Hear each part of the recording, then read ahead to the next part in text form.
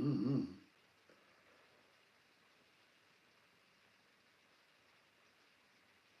I'm not seeing anything on my end. It's like in black. It says connected. It says I'm streaming. I'm just not sure what you all see on your end.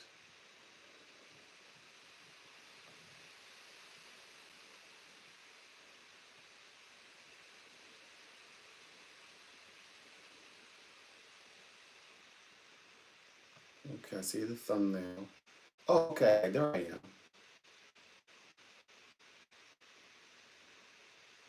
Do I even have audio? Sorry, I'm trying to. Okay, I kind of hear myself, but there's sound. Okay. All right. I'm like, what's going on? I'm not gonna. I'm not gonna even take. I'm not even gonna pretend I'm taking the hint. I'm like, no. If there's something wrong, you gotta just straight up tell me. Send me the beep. Send me the red letters. Stop what you're doing right now. Yeah, I'm gonna need to see it.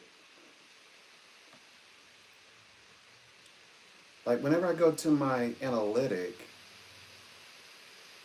Okay, there it is. All right, I'm on. Because I'm not backing down off this one. I'm sorry, I can't. I don't want to back down. So, all right. So basically, okay, so I ended up, okay, so when I came in, I was connected to the dream world and, my thoughts on dreams. So it was pretty good little snippet. So I decided to keep it and I changed out the thumbnail. It was kind of an opener. I didn't even know I was going to talk about it. It must have really been impactful. But I'm probably okay. So that stream was interrupted for whatever the reason, and so I will go into more depth about the about dreams, the way that we dream. Yeah, I have a little bit more wisdom and insight about the dreams. Um, Hi, hello, Fortnite Sweet, Fortnite Sweat. Excuse me, Fortnite Sweat. Fortnite has you sweating. Okay, Fortnite Sweat. You maybe didn't mean it that way, but it's Fortnite Sweat. It makes me think. It says, "Can I have mod?" I well, when I'm bigger, when I'm bigger, maybe when I'm bigger, maybe. I'm not, I would like to do something nice for mods, right? If I was gonna do that, I'd want to do something for you, something nice for you. So in the future, I will like. Right now, I don't want to. I don't want you to just come and hang out just because you see me in here by myself. Sometimes I come in here on crazy hours. It's like 3 a.m. in the morning. Like, what are you doing at 3 a.m.? Going back to bed. And I'm like just partying. So I don't want you to go through that.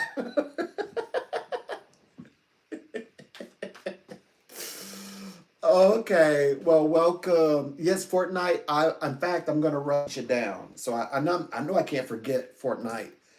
I can't forget you, but I still claim that I said, yeah, you were knighted, and you actually I chose you first. You like the first mod. I will commemorate that much. So Fortnite says Fortnite sweat to be specific, asked to be mod. Okay, I will remember.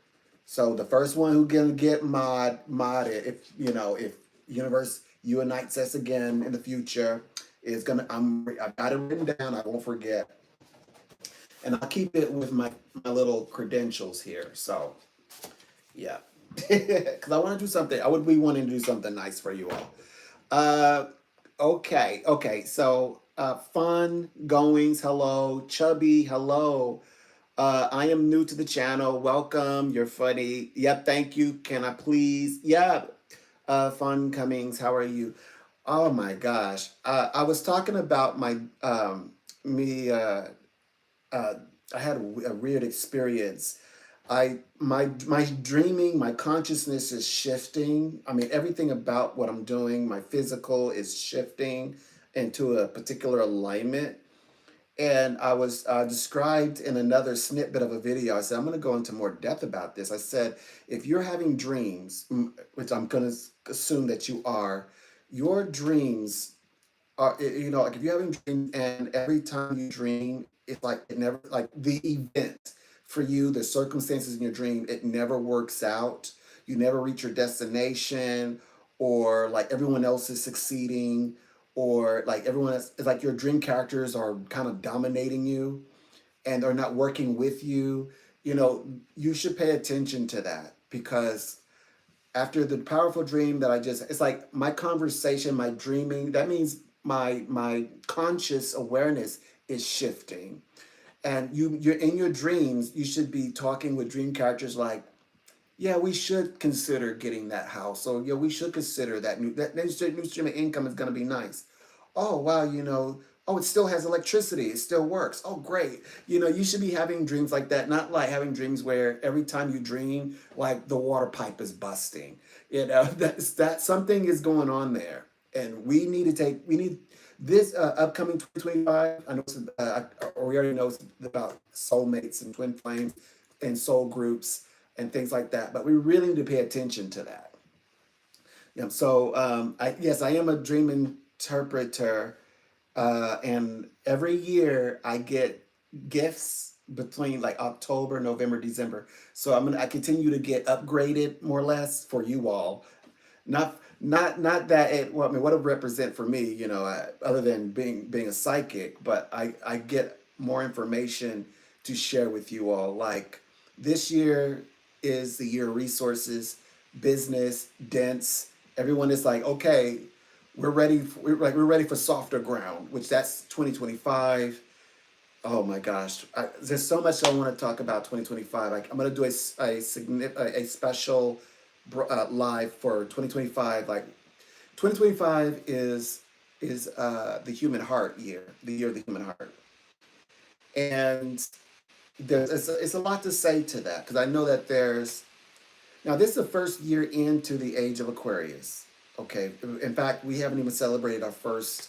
I mean, our anniversary is coming up. Our first year anniversary is coming up, but you know, collectively we all are shifting. I can't say I'm beginning to understand that collectively we all are not ready to shift.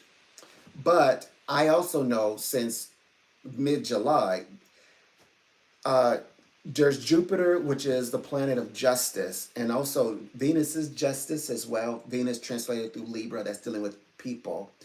It basically, if you're walking right, and there's always somebody in your way blocking it, whatever they're doing to you, or an event or a thing, so a situation or a thing, all these concepts move off the road so that we can continue our journey, which means this group, if it's a person and other, they're given other assignments, and I think it has something to do with their personal life, like the way that they've been running their life. Instead of like beaming down on someone else's life, Jupiter is like, okay, now you've got to take a look at your own life. It's not that you can't, not that you're having this big karmic experience where you can't follow your path, but you need to make a choose. You need to choose. Do you want to you want to keep going back, but now you can do that, but you cannot hold anyone else back with you. If they want to keep going in the light, going in the direction of in the future, to focus on their future, they can. And they're so busy trying to catch what is falling in their own lives, right? Because either catch you or catch what's falling on their end. They got to choose. Oh yeah, I've known this since mid-July, and so it's becoming more apparent. Like there's a group that says, oh, I got a lot of work to do," and just admit that and do it. Like finally, they're going to allow. It's like, why do this person have so much time to seek me out. And, in this, or, and kind of like, especially when they portray themselves as nice, and then you realize, oh, wow, they are really not very nice. And they're taking all this time. It's almost like they're abandoning what's natural. Like, this is not even natural. People don't, who does that? This is not nature. They're going against nature. They're going against the principles of, like, what would, like, the Christ, the ascended beings. Like, come on, your angels are really going to permit you to do that. And we're thinking, what is their deal? And yeah, it's all factored into. So now we know what it cost them to do that. It did cost them something. We were wondering, why do they keep getting good things? Like, a lot of times they're in a position where they can do the, like, positions of power a lot of the times. And like, why do they get away with it? Like, why does universe, like, why is the universe rewarding it? Come to find out, universe has not been rewarding them like we've been thinking. I've been saying, look, they're not being rewarded. I know you want to dish out karma, you want to be the one, but universe has a way of dishing out karma better than us. We think we're like, oh yeah, I want to do this to them and bring out the pins and needles. But universe is like, you don't know them. I know them personally. They come from me. I know exactly what to say, exactly what to do, the kind of karma. Like, this is the worst karma. They actually having to go the direction that they're supposed to go. And it's not abandoning, but they have to grow away from, because their whole theme is, or there's a group of people, they want to keep things as it are. They're not ready to go forward. They're not ready to shift. Because yes, it's a matter, they're creating in this space, and they're referring to themselves as little deities. If that's okay, you can be you can be a little god, you can be a god, you can be a big god, a saint, a holy person, or a person of just a lot of advanced knowledge. And now universe is like, so Jupiter is like, well, it's like, it reminds me of like the police officers or security, like shining the light on everybody. It doesn't matter if you're being good or bad, like, light. Light is on everybody. The light hit you, oh, you're doing your assignments, great, you're okay, fantastic. Up, you need to rethink your life. So it's like Jupiter is like indiscriminately like shining light on everybody, being either you being seen at your best, or you being seen mildly at your worst, or to your worst, to your detriment, etc. Or maybe I don't know, it's just information I would like to know. But the light is being shown, like, yeah, yeah, yeah. So, and Jupiter is about the public, so it's also public. Oh yeah. So it's not something like behind closed. Can we just talk about this behind closed doors? Jupiter is like, no, we do it out. We it's all about how the public sees you. So like, if you're a public image person, all of that is going to be all out in the public. All of it. Oh yeah. So that's where this is going. Hello. Hello, hello, hello, hello, hello. So the thing is that I think that we all are realizing for ourselves that we do have something to look forward towards. And I'm a more of a, I'm be honest with you, just so you know, I'm a glass, the glass is full type of person, rather than looking at, but I also like to, but whenever I think of an empty space, I like to look at the space that we created. Like, some people's minds are cluttered with the past, and I say, okay, we already have 1,000 copies of this event. We caught the conversations. We got it on recording like dozens of times.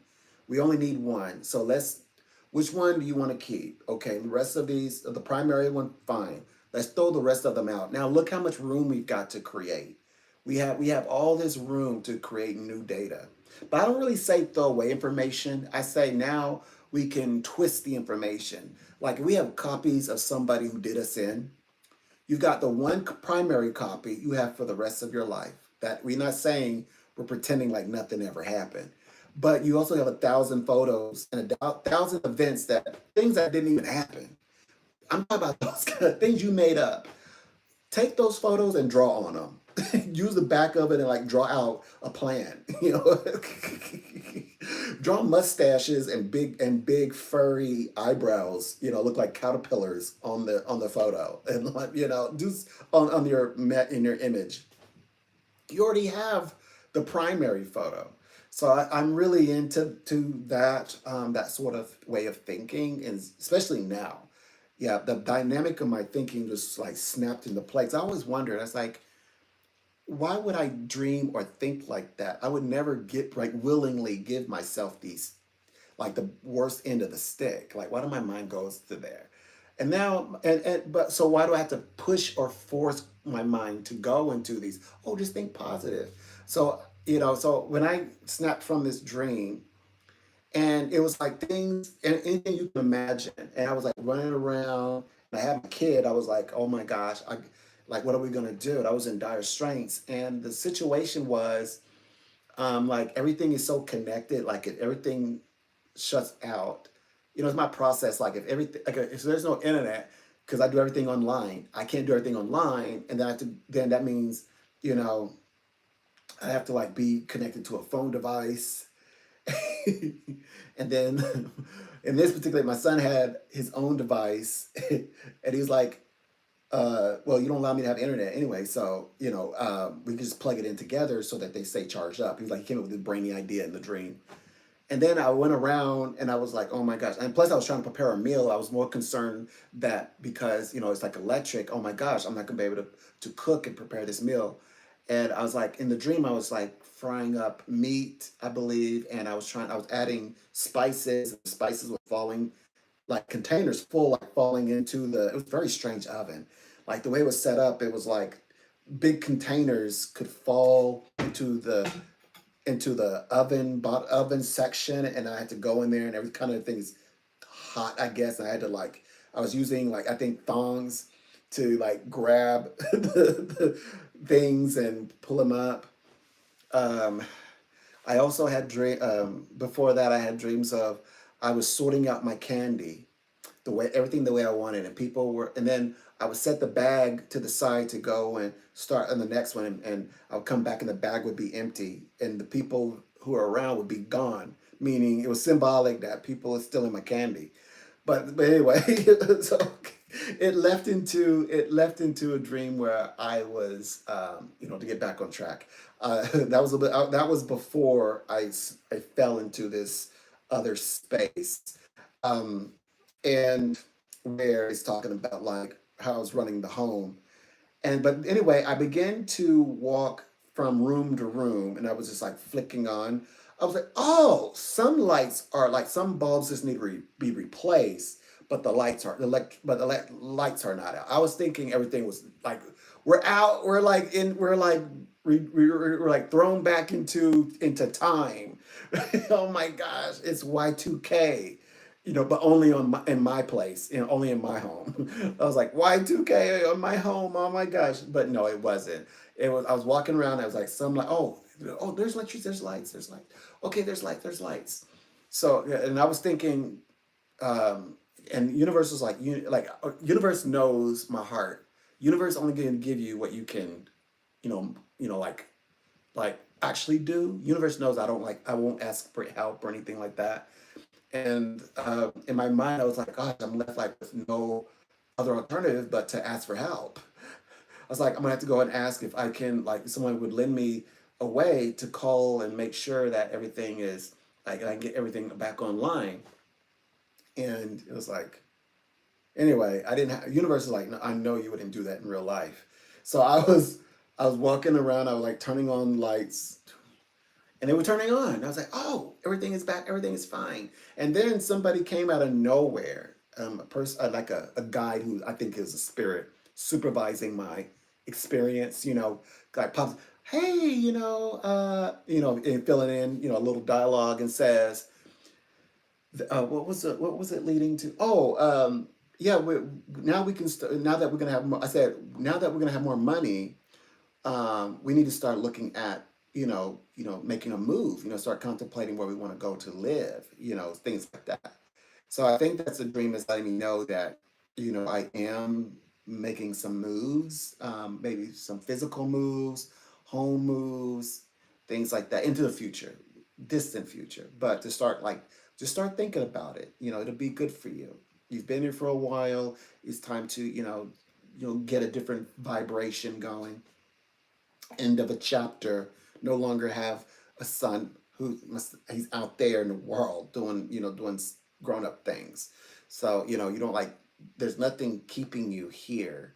So you don't have to be stable for yourself. You're stable for you. Gotta be like he's expert. Like the family. He's not my biological, but I took over, and like his family doesn't have his biological dad doesn't have what do you call it? His biological dad doesn't have any like you did it wrong or nothing like I get only praises. Got him graduated, all kind of things. Did amazing things with him. So there's nothing like keeping me here. So I'm thinking in my head, I'm like, yeah, you're right, universe, you're right. Anyway, it hit me deep. It hit me so deep. So I was like, it was it because I never really think about like other times that I've stepped in as a parent. I never like make a big deal of it, but this particular one, hit me like this. Usually they're very close to me too. Like if I move, like they're holding on to me, like to my waist. I've had, children I've taken like holding over. And I've also had, but before I even started, I've had dreams where in the other side, I was kind of like a nursery nanny. Like all these little people, I want to call them, or like just kind of like around, it's like a nursery school, like a school, like an elementary nursery school. And I was standing in all decked in white, and I was like, pointing to things. So I think that I had to settle an old life of like they say your past life. I had to settle that, and maybe I had some children from my past life who are familiar with me, and that's why it took to me so quickly. Yeah, because they're like oh, if I'm working and there's like a toddler will be walking with their parent. The toddler, I mean, they're in their own world. I'm like, I already know this toddler is going to come over here. So I got to be extra careful. So I was like moving things around on the shelf. And the toddler came over there before I knew it. So here I am. The toddler's like right there on my leg. I'm a magnet, I'm telling you. So, and I was just like, hello. So yeah, so I always get these strange events. But this one particularly, it was like, like you're like whatever the task that I had with young people, like it's complete. In various situations from all ages, even 20, as high as like, well, oh yeah, no, well, I've been higher than that. I've helped a few, well, I've helped a 22. I consider 22 a kid. 22, because 22 is a full esoteric number. So it's, I mean, even though you can do what you want to do at 18, but in tarot, it's 22. And then an older gentleman, who, some adults still are in their ways, young. So I've helped them, Anyway, so I got them all matched up. This one as an adult, he could fix anything. So he's in my head right now. I'm like, my inside world is like that man is awesome when it comes to repairing. He could fix anything. But he kind of got stuck, and I have unstuck him. But that's not to brag. But that's just a blessing. And so, um, but I will say this: there was a family, and there's a man. He had his family, his wife, and his two children. Perfect square, right? I mean, the son, the daughter. I mean, and then their car.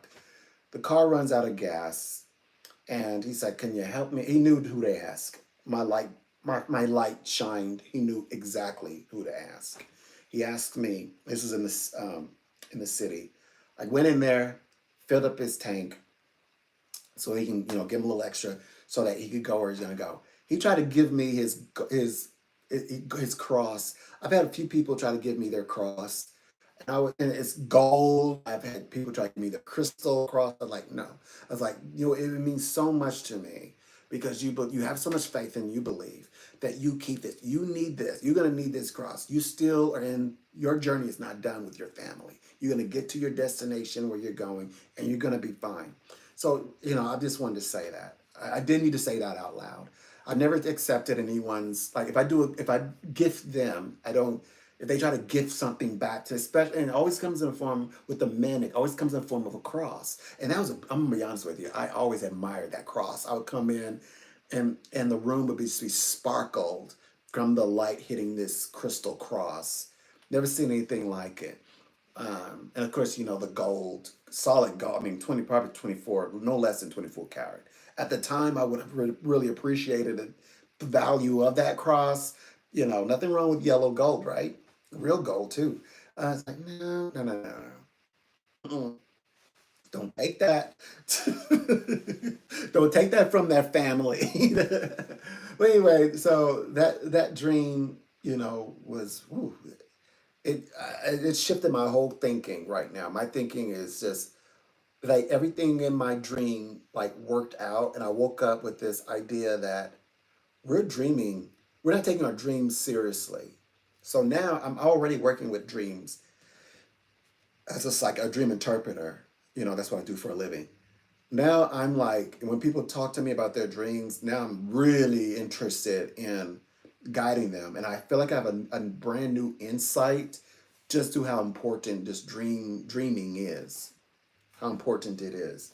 I already consider it, obviously, a psychic is going to consider dreams, esoteric, symbols, highly important, messages. But the fact that, and also psychics going to believe that there's a connection between your dream world and your reality world, obviously. But no, this one is personal now. Now I'm like, no, like when a person talks to me about their dreaming, and I'm gonna know exactly what's going on. I'm a really fantastic dream interpreter, but now that it's personal, I'm gonna really know like what is going on in their waking life. Already know that, but I mean, like how they're going to fix it and why, like the important, not just, well, of course, we don't know how to fix things, but the urgency, the urgency of correcting things. Yeah. And then I woke up to a trending feed, and as you know, you're reading the thumbnail. The thumbnail says, "Hey, was it what, like 20 million or $1 billion? Well, he said $1 billion blunder, and then it was like a $20 million debt campaign." And I looked at the headline. I said, "Yes, debt free. So cancellation of debt." When I was reading the astrologicals, because I read unbiased astrological forecasts for both runners of the presidential elections. That would be Kamala Harris, VP Kamala Harris, Madam VP Kamala Harris, and now President Donald J. Trump. And I said, both of them, because the reason why I was reading it, because I was saying they both are, into money. They both know money. But it did say that a few times, one of her bad traits is that she's very spendy, and she loves to spend money on people she loves. She loves you. She reflects that by way of gifts and things like that. And of course, she likes, the high end, better things. But at the time I read it, I knew that it could be thought of as bad. But remember, I'm a half cup full type of psychic. I'm a light psychic. So I said she knows how to go out, and she wants to give the lifestyle that she's mastered and give it to everybody else. Now, what I loved about Trump's is that he he's got every nation's lucky foot. Whatever lucky, Mennonite, I believe, is a horseshoe. Donald Trump has a horseshoe. The rabbit's foot, Irish. The wishing bone of Africa. He's got it. Whatever. Like, but the way that I worded it in the actual forecast, he has like at least 6 or 7 planets gives President Donald Trump money luck, financial luck. He'll never run out of ideas. Plus, he'll always be able to make money in the realm of entrepreneurship, business, even fashion. They even said fashion, media. His best industries are would give him favor in media, onto uh, in the political realm, which like all in a line. It was like this, and this, and this. And I'm like, this now in comparison to Kamala's, hers was she could she's very savvy. She knows how to like create events that make money. She's very good at that, and ideas, money making ideas. So I saw that could be very actually quite lucrative money ideas, business ideas. Then I saw that she and Waltz would actually their partnership would align with lucrative money making ability. But President Trump, he is on a like a whole nother scale. You know, he's like if he were a mutant, I would say he's like an omega mutant of like money luck. Like he could tap on this table of wood and money would come to him. So, and of course, and it included yes, money through inheritance, and with his marriage through Melania. Even his Melania, first lady, is a lucky money making charm for him in this lifetime. So, and entering into 2024, I said, you know what I want first from President Trump, now President Trump, former President Trump then, is for him to if he would focus on resources and focus on the people's resources. People need resources right now because this is a year of resources. There is nothing he cannot do. They will open the door for him. Now, Kamala Harris, remember this is unbiased astrological readings. I said she has to do three. She has three tests. One is with devotion, I believe. Other one loyalty, and then the other one is she has to gain the trust. To get when she has the attention, she has to gain the trust. Okay, that trust is it's these are dangerous times. All of the as I mentioned before, all of the players when you close your eyes, who would be starting beef? Every one character that you would think of right now is on the stage. And, it so happens, well, we've got a secret personality weapon ourselves, President Donald Trump. I know he's under a lot of pressure. He's going to figure out how to do it. I'm not going to go into that. That's another live video. This one particularly is just a celebration video that I'm so happy that, because okay, so I guess somebody's dreamt that, or people was prophesying that she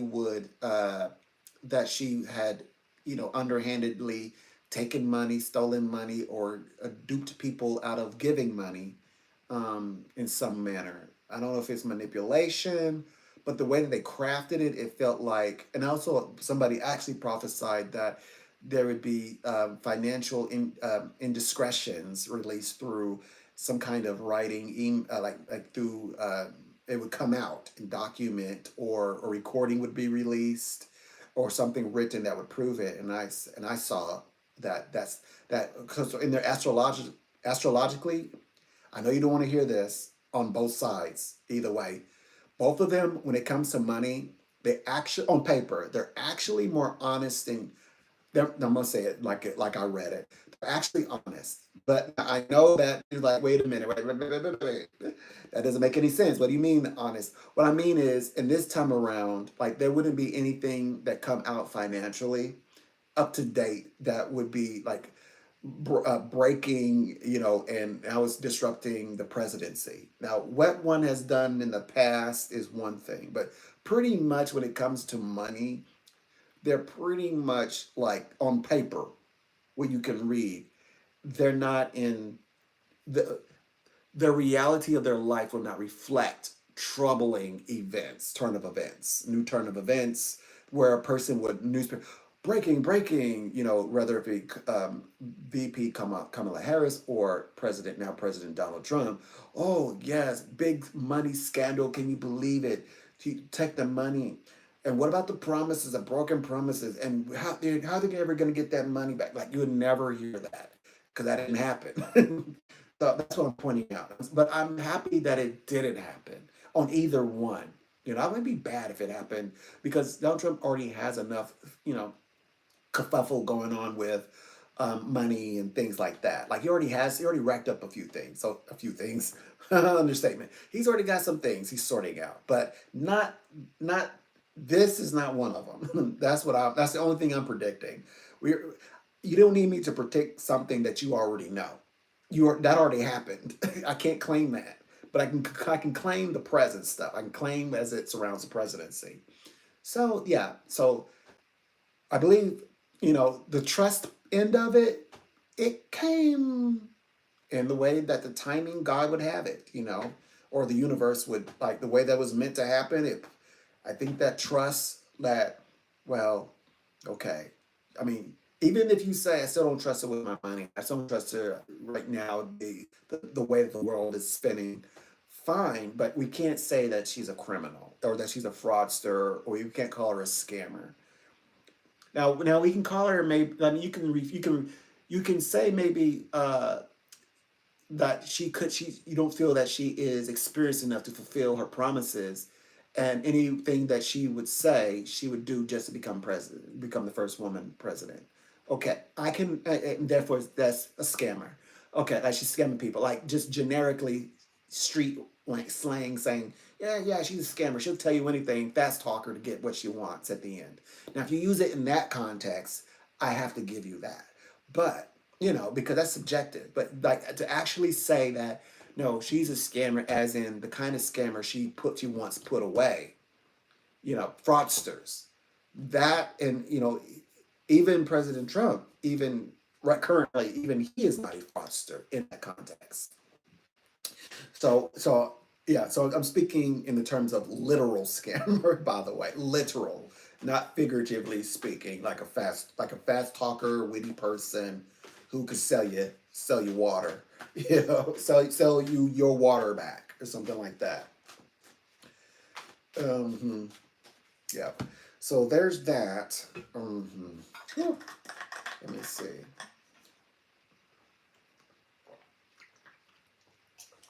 Yeah, so that's pretty much it, actually. It wasn't too much too big. And also, let me see. I'm sure I'm on to like 9 o'clock. So if you're in here, trust me, you're doing the Lord's work. You're actually keeping me company. So if you're in here, thank you for keeping me company for about a few hours. Thank you so much. And also everyone, thank you who came in here. And oh, pet psychics. I'm gonna be honest with you. I'm an amazing pet psychics, and what I know about our companions, you know, animals have souls. Animals have souls. They certainly do. They do. Animals do have souls, and I'm not just saying that as a spiritualist. The good book, the Holy Bible, even says it. If Trump's Bible is exactly the same Bible as the Holy Bible that is translated from Hebrew and Greek into English, it's going to into every language. It's going to say this. It's going to say that yes, all living beings, even the one you despise, the bug, all of they all have spirit. There's spirit moving. It's called spirit moving flyers, spirit moving beasts, spirit moving humans. Yes, though even the waters, even the earth is described as she, is given the feminine pronoun. So her, she, her, the earth is also generative as spirit, the bearer of the spirit, which goes all of which then as you keep reading you discover a name, Eloah, Eloah. Some people say, oh boy, hmm, I'm kind of on a tangent, so I don't even remember because there's a name that you would be familiar with. Like I know I can type it. Hold on. There's a name that Asherah, Ashe, she, and then Ra, the sun. Asherah, in its name esoterically, definitely a woman, and then Ra, meaning the sun. Now, even though I don't go by Asherah or Shekinah spirit, it's like she, Kina, spirit. She is spirit. I don't go by those two names. I go by the biblical, which translate as Elohah. I have not found Asherah or nor Shekinah, even though Shekinah is in Hebrew text as is Asherah, but Asherah. However, Eloah is the name that's in the Holy Bible, that's in the book of Job and other verses that describe clearly and thought of as a spirit who is free moving. So right. So what I'm saying is this. Yes, there is a principle of the God figure, the God figure, the what do you call it? The trifecta of heaven, the Trinity of heaven. The what's the other one? Ain. Wait a minute. The three spheres of the angelic phylum would be, gosh, I'm not brushed up on I have not talked about this Sephiroth. I have not discussed this in such a long time. Ein Sof the three top phylums of the angelic heavens, or the trifecta, the Trinity. Mm-hmm.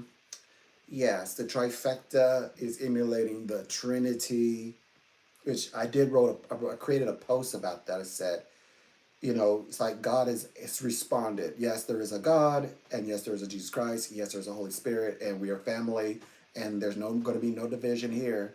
Trifecta. Look, you know what? Oh, you don't know. You don't understand the Trinity. Okay, well, study trifecta. Trifecta is when a party, government trifecta or Trinity, is when one party of the bicameral, in our case, the Republican Party, has control over the judiciary, the legislative, the purse, the House, the legislative, and the executive seat, meaning the president, the House that makes pass laws, and also the money. They control it all. So that's a trifecta. Well, that is mirroring the Trinity. So that, when heaven answers you back, you gotta be ready to accept the answer. That's heaven's answer. And so, um, anyways, yeah, a little bit of a tangent, but to reel it back in, yes, animals do have soul spirits. See, they have spirits, sure do, and it's so to my understanding, like I know in cats and dogs they have like different chakras, like the amount of chakras they have. They have like I believe that we have hidden chakras, but they have like nine. Like cats like have like eight or nine, and then dogs like have like 10. So it's like they have more chakras. Hmm. Well, at least what I'm told. Now I can't prove that. That means if it is true, if you were to take them to a laboratory where they can take a picture observe the aura, the energy centers of that particular pet, then they could count that because they can definitely do it. We know they do it with humans. Hmm. We know that they have special cameras that can photograph the aura or the energy coming off of living beings. So yeah, particularly type of photography, and also um, I believe that they can go a little further. They can see like where is this emanating, like the different spots. What you may consider um, chakra related, or so like energy streaming through the body. I think they're sophisticated enough to do that as well. I'm willing to bet on that if I go look it up. But yeah, so now why I bring all this up now? Okay, I am a pet psychic, but it's really not my favorite. It's very soft to be a pet psychic. I mean, I will do it. Like I get a lot of, my pet has run away. My pet wouldn't do that. Do you know where my pet is? I get a lot of that. That's like not only being a pet psychic, but finding missing pets. Kind of like finding missing persons. And then there's um, my pet has crossed over. And so I tend to want to work more with when a pet has crossed over. Like if you got, I call them companions in the readings. When your companion has crossed over and people, are contemplating, you know, or if maybe their pet is still living, do I get another pet? Does my pet need, or my companion need a friend? My companion has me, but sometimes I worry if there's enough time, that they feel like, at home and, very social. So there's that. So yeah, it's very rare that I will do the pet psychic thing. I can do it, but I more tend to try to focus on like the living, particularly the living as in humans. I tend to do more reading. hmm I do not have a pet, but I dream of one. Every time that I'm like, I end up embracing other people's pet. Like I'm the person that when I come over, I'm like, me and your pet is all hugged up on the sofa or something, or your pet or your cat will come to me and like sit on my lap. So I'm that person. But geez, like I don't want my pet being too friendly to everybody. Like I want my pet to be a pet and like to be like stranger danger, things like that. And I want my pet getting so comfortable with you. So I'm that person that come and like trying to befriend your pet, but I don't have a pet of my own. Mhm. But sometimes, every now and then, like I'll see those cute little photos or videos, excuse me, of like dogs and cats doing funny things. I'm like, do I want to um, have a pet? Do I want to? I'm not sure. So maybe much later. I'm not really concerned or thinking about it right now. Right now, I like my energy. I just like me. I'm like just chilling. So I started a new position, which is part of my reward for the work that I did. I'm pretty sure that has something to do with it. Working with all these psychic predictions and so forth. And I did share them and post them, and you can weigh them and grade them at your leisure. They're up there on, and, in my lives, and just check out the thumbnail and the title, which ones you're interested in. I have many other lives lined out, so I probably will start bringing them to life. I'm not sure, but I keep getting ideas. I have an idea to talk about. I got something special for you all. November 26th. Yeah, November 26th. I've got something special for you all. November 29th is remember, we have a new astrological sign. It's a ficus. A ficus date starts November 29th. So if you're like, my birthday's coming up and you're like, November 29th, your astrological sign is Ophiuchus. It's Ophiuchus, a ficus. That's your new, yeah. And a ficus sign takes up most of Scorpio's dates. And there's a whole story because both Scorpio and Ophiuchus, neighboring, are ruled by the same planet, Pluto. And there's a whole story about it. I won't go into it because, in gist, it's Pluto transcending, so which has a lot to do with, Pluto is also in Aquarius, so it has a lot to do with like transcendence of awareness and consciousness. Also, that's why partial reason why we're going to be dealing with so much information, to go through all the information to see what's right, what works. We now have access to this is a time of information, in other words, because of electricity, technology, and so forth.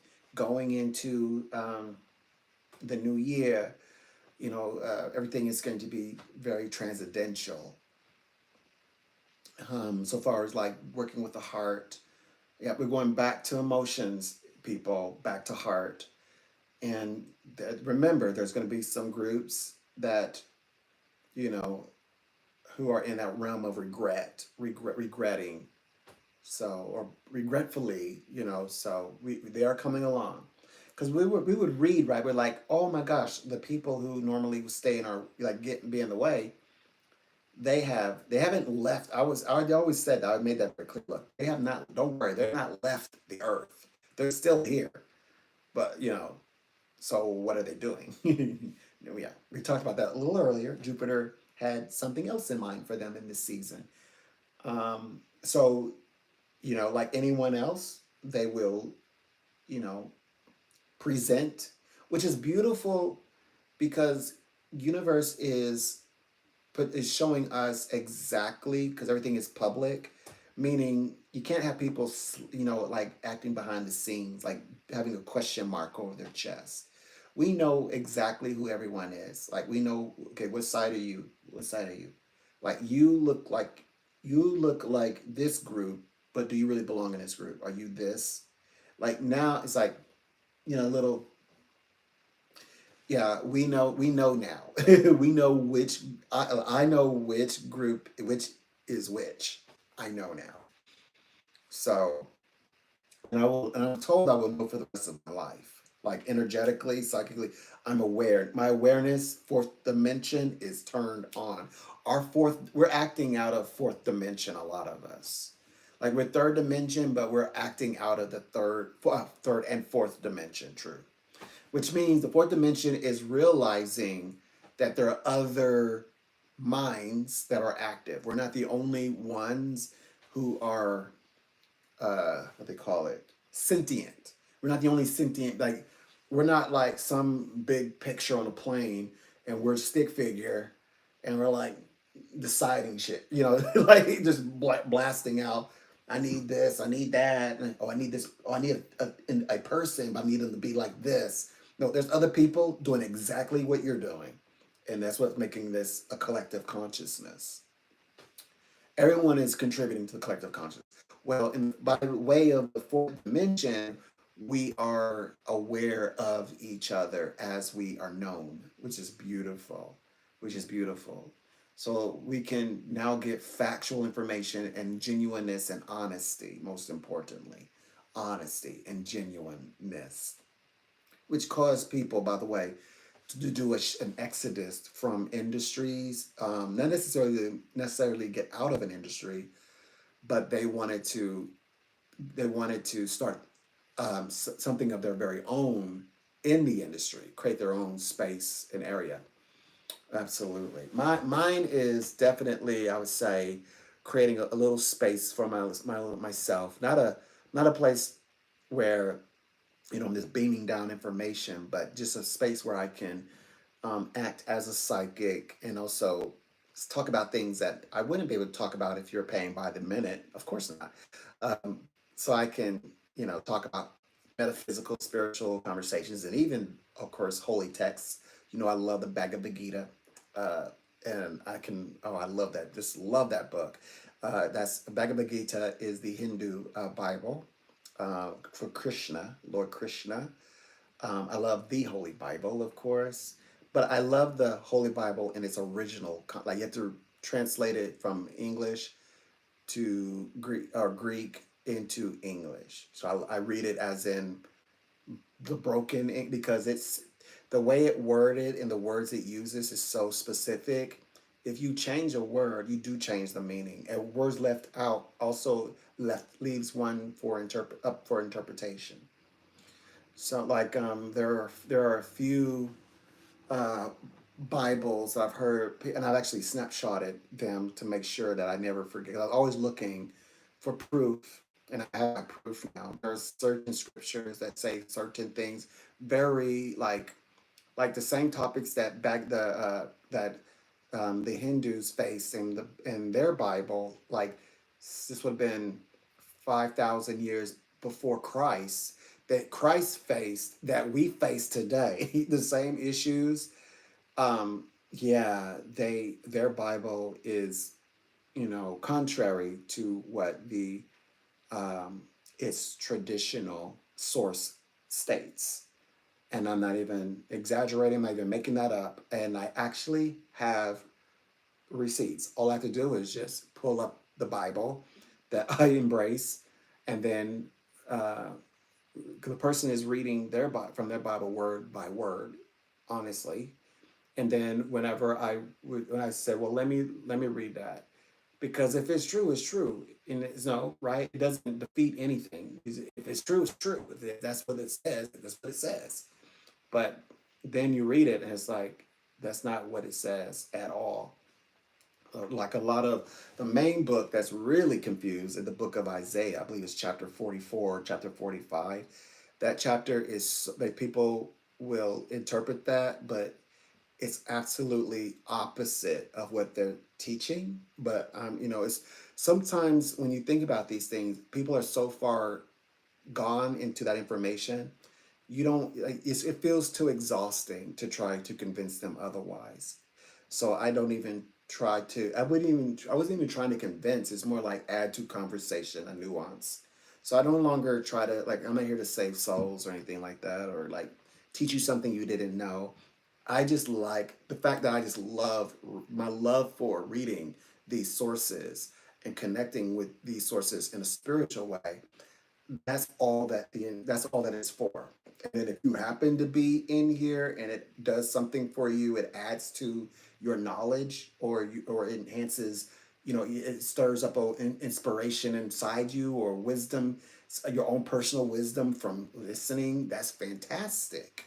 Fantastic. But me chasing down people, flagging them down, you're wrong, you're wrong. I don't I don't have the patience. I would end up having a nervous breakdown from anxiety. I would have anxiety attacks. I already know. I can feel it in my heart. And if I were much, much older, I probably would go into like a cardiac arrest. Because I'm like, how could you not know this? I'm like, well, help, help, help. so I'm getting ahead of that, like, as I am young now. So right now I'm feeling good, I'm healthy, you know. I no longer am anxious. So I want to stay that way. I'm nurtured, and I'm nurtured. What's it? I'm nourished. I'm nourished, and I'm psychic every day. I did readings today, and I'm in this space of like, oh my gosh, like, what am I doing? Like, I'm where I'm supposed to be, and I've got all my notes. I got everything together. I'm in my office space. Everything is on point. Everything is working. But then I'm like, am I doing everything right? So I'm like sitting back. I'm like, I am here. I'm conscious. I'm present. But I know it's that space where, like, people arrive and they wonder if they're prepared enough. So I'm definitely in a different space, and I do feel like there's absolute work that I must be doing. I've got to do some work, and so I'm kind of putting piecing everything together, more or less, is what I'm doing. Everything is being pieced together. I know what I have to do. I have to be very proactive, um, which I intend to do. But this is my first week, so this is my third day. I want to at least get through at least to Monday, and then I'm going to start like getting heavily involved. I know that's what I'm supposed to do. Psychically, like, how much do you want to get involved? I want to get involved a lot. I want to. I mean, just a whole nother level for me, and I'm just excited. I'm excited about it too. Hmm. I'm just very happy with the way things are going. The possibilities. I feel like I belong where I'm supposed to be in this new position. It's an additional position, but also it's kind of like I have to make sure that I'm making sure that both companies are happy, and by demonstrating unconditional love. So this in the space where I'm at right now, it's teaching me to demonstrate the patience that I actually have, to demonstrate the compassion that I have, and the concern for others that I have, and most importantly, like the love that companies have actually tried to shut that down. Like this isn't really you. Well, how you gonna feel if you don't have it's the life that your work is providing you. You get to do all these things. Wear nice things. You can go out and you like. You're good on paper. That's why you're so nice. That's why you're smiling all the time. But if you didn't have all those things, not true. I'll, all of it was taken away in one day, and the day of all days, December 19th. Yes, you heard right, 6 days before Christmas, December 19th.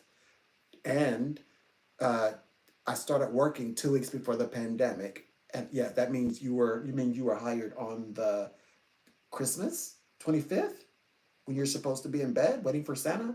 Yes. Yes, I was hired that day and pretty much on the spot. And I'm told that if you're hired on the spot, the work is going to be like Hades. And I'll tell you what, a lot of well, my personality, I got in there and was myself, and a lot of raises and bonuses. That means the companies that broke contract with me didn't want to give me raises and bonuses, and or nor would they allow me to participate in things. And all caps would like tell me to don't do that, don't do that. But the one I'm with now, I know I like well all that's old news. I got something. I understand where universe gave me something bigger and better. Universe took everything, it's like all the companies add up everything that they could give me, and then put it all together in one place, and then said, and this company said, here. I didn't even tell them like the features, the things that I had. They don't even know. I mean, like it's a number. It's right exact to the number. If I didn't know any better, like you talked to all of my sources, didn't you? You called them, didn't you? But some of them they wouldn't. I know that they would not have been able to have a contact with, because everything is too exact. It was like that's what I'm talking about. Universe, like we might say, gosh, I wish I could have did this 6 years ago. And universe come back and tell you the same amount of time, the same amount of energy, the same kind of love and drive that you had for it 6 years ago, where by the way, they weren't gonna let you do it. You were with the wrong folks.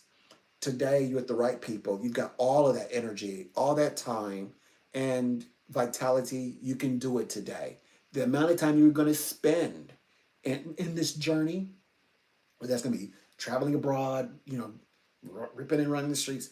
You're going to do that right now. Just having the same energy. You don't look so different, and energetically, your energy's not changed. You'll do it now. You probably okay. You would have spent 10 years there and there. You'll do it 10 years now. It's just the difference is you're doing it now. Now that you can do it. There's nothing holding you back. There's nothing going to stop you. There's no person going to hinder you. Now, live. Live. So, yeah. So, I mean, that was when you think about it. Yes, it would take me to do it, to walk in my shoes. But you know, uh, there's no. This is what it means to be like. What do you call it? To reconcile. This is the reconciling factor of healing. Like there's healing, the ego is a process of healing. There's the process of all kinds of forgiving, whether that's forgiving self or forgiving others, or and maybe a combination of the two. But then there's reconciling. Reconciling means to be at peace. Well, to bring one peace. So bring, and when the midst of bringing one peace, one can bring closure. And so that's why I'm not beaming down on that so much, because it's like, wow, I'm reconciled with my path, not my past. I didn't care for when I was in the past, I was dreaming about how to get to the company that I'm with now. I was like, I want to be over there. I don't know why. I just want to. And I would like reach out to them like, hey, it was like, well, just try back, another time. And they was like explain like, like what their interests are, if they really commit to long-term relationships.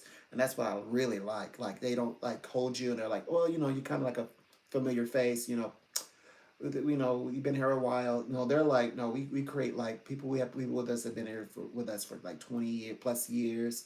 I'm like, yes, that's what I'm looking for. And they're like, well, try back, maybe a year or two. So, so I just kept at it. I was like, so, then have landing my perfect interviews and things like that. So, so I just knew in my heart, I said, yeah, I don't want to be in this space. And, even though it's very lucrative, but I know that this is not the highest that I can go. Cause it was like, I was high up there, but I felt that I was like when you purposely, even though you're at a high level and you should feel thankful, but something is telling you it's not a thing that's restricting me. I'm not being restricted. The traffic is not restricting me. The clients are not restricting me. You have to admit, yeah, it's hard to admit. The company who's entrusted me with responsibility, and then the company is restricting me. So yeah, so that happened, and then they doubled down and made sure that that was very clear by sending me that email. By the way, email December 19th. Email. So, and then when I realized, well, today I realized like true, what is the meaning of true reconciliation? It isn't to reconcile with them or the past. It's to reconcile with my life journey. My life journey, I thought, was being interrupted, but it wasn't being interrupted. It wasn't being halted or stopped or cut. It was, no, I was still in the journey of learning and growing. There were some things I needed to still, embrace, and I did. And now here I am in this other space where now I'm like, oh, now I get the bigger picture here. I get the bigger picture. I had a few other destinations to achieve before moving to the fullness of my reconciliation to. So then I would have to find true peace, perpetual peace. And that's what I have. Perpetual peace. I have perpetual joy, and I am perpetually happy. And you know, um, it's not. I'm not phased when people ask me if I'm okay. Like, how are you doing? Hope you're real well. I know that it's beyond their control, and I know that if it were in their control, I would have to pay for it in some way. So I'm happy that I have found true peace, true true peace. That is what I found. You have, it's so when you have found, when you have reconciled, you have found true peace in your heart, and you're not holding the burden of someone who, for in my case, trying to see if you're genuinely a happy person, or is it something that they're doing, and if it's something that they're doing, they want to take it away, often because it's like that wasn't meant for you. If it was something that I'm giving you, like there's people that when they find out that, that means to them they're thinking, oh, it's some kind of power that they have, maybe power that they have over you, and a power that they can manipulate. But when people are discovering, and it's a bit sad because it goes to show how superficial and how shallow a person can be, a person who you would have opened up your heart to say, wow, you're one of a kind, and then they consider that to be, oh, I've got a one up on you, and then realizing later on, hopefully they'll realize, or that, or maybe you should realize more importantly, that no, happiness, your joy, it came from within. You created that. The person wasn't making you happy. You are happy with results of your life experience. And now the person has the ability, especially if they're in a power position in your life, to affect results by simply, well, in my case, again, not being a participant, not, blocking or just like not allowing you to have a very clear road to traverse, to get to reach your goals, to get to the end of the road, end of the journey from project to project. But it does not mean that you're on the wrong road. It doesn't mean that at all. It just means, it just mean, nor does it mean that you're spending your energy and not necessarily your power. We may have to, like in my case again, we had to get around them. And trust me, when you begin your journey, they may have talked bad on you, down on you, like your personality, this, and that. Maybe irrelevant things that had nothing to do with the contract, and or other than what the contract says, otherwise contrary. But if you keep going, they will have to acknowledge. They will, in fact, acknowledge you are talented, you are gifted, you're experienced. What else do you want me to tell you? They will get to that point. I say that I'm speaking. Does that sound a little bit too specific? It is. And let me tell you another thing. You're gonna realize that you're gonna become something that they're chasing after. But it's not a little too late scenario. It's more like you obtained and graduated what you needed to graduate from, and you have now captured and you're in possession of what you asked politely for. Now a new soul group, twin flame, or etc. yourself have now created such a space. You there's it's the purpose is lost. Like a person who had an opportunity to do something good until they didn't want to do something good for someone until it benefit them in some way. And also that they realize, well, there's no stopping you, might as well join. Those are the worst type of people to realign with, because you need to understand what you're realigning with them under the conditions you're going to do that. Because the way that they were willing to walk away means it says a lot, versus now all of a sudden, whatever shadow that they were trying to keep focused over you, cloud over you, dark cloud, love dark clouds, by the way, over you inconveniently. Now it's light, and it's everything that they could have given, they were allowing you to reside in that space. You obtain it anyway. They want to be part of that. Don't let them, because that's what attracted them to you to begin with. That's why they attacked you. They like, how dare you have that good that life? Who's it coming from? Now it's not only outside the control. They're realizing, oh boy, it had nothing to do with me at all. This person is duplicating what I was targeting to bring it down, and I thought I gotten rid of it. And then you rise up, right? You rise up like from the ashes, and you're saying no. It was in me. I hate to be, I'm not trying to sound all all epic, but it was in me the whole time. It wasn't you. It was me. That's what I was trying to tell you. I was trying to convince you. You didn't believe me. And I'm not gonna go back. And we're not like buddies. Like, oh, my buddy, no. No. People try to do that with relationships, and you know, I do my best to honestly to guide them to like something better. If it's meant to be. And now, if I start out in the readings like giving whomever that they're drawing towards, like this person has truly changed. That's different. I'm not talking about that. I'm not talking about the person who changed their entire life and totally new personality. And you're asking, hey, can I trust this person? I'm not talking about that. I'm talking about the person that's like, I'm gonna be honest with you, the person was a big head. I mean, like, was pig headed, like through and through. And then the person's like, no, well, I see a shimmer of hope, reconnect. I'm like, sweetheart, there's so much more in life. If I can, but oftentimes as in the past, I could not.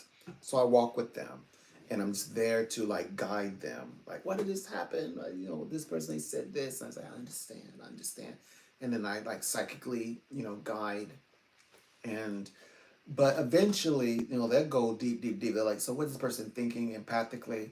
And they start trying to throw my energy out there. That's when I have to start saying, look, it's time. Because it comes a point where even I say, I'm patient, I'm compassionate, but it comes a time I have to say, it's your time. It's it's your time. It's time to transcend. And like in other words, I don't say I ain't reading that energy, and I know that energy is not productive. I'm like, I cannot see into that energy. I cannot go there. It was just true. I can't go there, and I won't go there because it's nothing good. They don't need to hear that anymore. It's just like saying it's a no and then saying no in 50 like negative ways that you could say it. Like there's absolutely zero no. I don't do that. And so I start what they call it, inducing that, you know, you're in control. You have the ability now. Everything is in you now. You're in a good place. This is your place where you start today. Pulling in the things that you wanted, that you didn't have there, but you can get. I know you don't understand right now. I'm just now understanding what reconciliation means. Like you have a way of getting back to the place that you honor and respect so deeply, and that you give your all to have with a person who is like, I'm not looking for all that, you know. So I get people interested in that, and it's not where a person doesn't call me back. No, they call me back, but they call me back for different reasons. I know that. Well, I think that companies, not the current company I'm with, but the new one. But there's companies that would be like, what do you mean you don't want them to call you back? Are you nuts? That's how we get our bread. You like honey, right? You like honey. You talk about honey and grapes, right? You want a lot of honey and grapes, right? So they're supposed to call you back. No, that's not what I meant. I meant is that they will call me about other issues. Like we don't have to say, oh, look at that person. Look, you can tell they're like sad. So let's get that yeah, they're sad. You don't have to keep them in perpetual psychic sadness and psychic under psychic constant attack and vulnerability for them to call you back. Because when I help them and the healing journey causes, like when they begin the new journey, the healing journey, they wake up and they realize there's a new spark of life. They're calling. They want to know, what do I see next? Because I've been right about the dark times where they've seen the light at the end of the tunnel. And they come out into the light and they realize, wow, there's so much more that I need to understand. I love when clients get to the part where they're even asking about gifts, their own psychic gifts or spiritual gifts, and how to unlock them. So sometimes I'm a little like blunt with it and I don't really explain. Like, look, like a person says, I spent a fortune. Like, yeah, well, now you won't have to now that you have the real information. Like, I didn't take the time to say, now you can call me about other things. I didn't include that part. Well, now, you'll be, when you contact me, we're going to talk about other subjects. Now that we cleared this hurdle. Don't be so tough on yourself. I did say don't be tough on yourself. I said don't. I was so focused on keeping this person in a good space that there was no time to say, you can call me back, because you'll be talking about something new. No, they were in a very vulnerable space where they were like very obsessive, or like, is this person talk? Was it this person that they're talking to? It's not even that the fact this person is talking to anybody, but it's like what, like street language, street talk, straight street talk. Like, why would you care? Like, it doesn't matter. Like, he said it like dozens of times. Like, I'm out of here. like I'm never going to be what you want me to be, you know. So there's the street language, but then there's the psychic, you know, who's making predictions, because he could be that guy that's trying to kind of sneak in, sneak back, you know, when she's least expect, like, come, you know, let me come over, you know. So I was like looking out for all of that. I was like, no, it's like, you know, and she, it come to find out, she's like, well, there's something that's binding us, that's holding us together. Come to find out, only thing that's binding the two of them is like little, like trinkets, gifts. And it said, you know, like, you know, my sister's old laptop, you know, and then like some I wouldn't want back because it's like a, it's beyond even refurbishable, the way the mildly put. The thing that she needs back, everything is erased from it, so he's got to like literally back to like factory mode, perhaps, you know, whatever he makes of it. And then the other one is the she's also was covering the internet. It's like, is that it? It's like that's what binds you to internet and a like a, a laptop has like lost its value. Um, has probably has no warranty. Sounds like a like its description is like no warranty to it or nothing. Like, yeah, break the internet contract. Start there. uh-huh. And it's doing that. It's going to go spend because then what I wanted to prepare for is that she's going to now have all of these people magnetizing to her, but she needs to be in the right place to embrace these new individuals who are coming with smiles and warmth. So she's going to spend some time with family first, cousins, and then the next step is, you know, in her journey, they're just going to, I said, you know, you can become a magnet. But I'm very careful because I don't want to say, you're gonna be the magnet. You're gonna meet better guys. And she's really focused on the one. So I'm like, right now, we're just gonna work on our healing. Just work on our healing for now. Just get through what we're working through, what we're working on. That's what we're gonna do for now. And you know, get around like healthy vibrations, people, loved ones, and then next what happens is. But right now, she needs her own little personal sort of, like she needs to make her own little retribution, you know, which is to, you know, say, look, 'cause I explained, I said, these are the kinds of things you do for your man. He's no longer your man. So don't feel guilty for breaking the contract for this internet, you know, and the fact that you don't ask for the laptop back, you know, there's better, like you said, there's pretty much everyone was it. Your laptop's better. You know, there's better laptops. So it's like, look, I don't want nothing of it. Don't want nothing. Don't want to be disconnected. You know, don't need to know anything more about him. Exactly. Exactly. Because there's so much more life to live.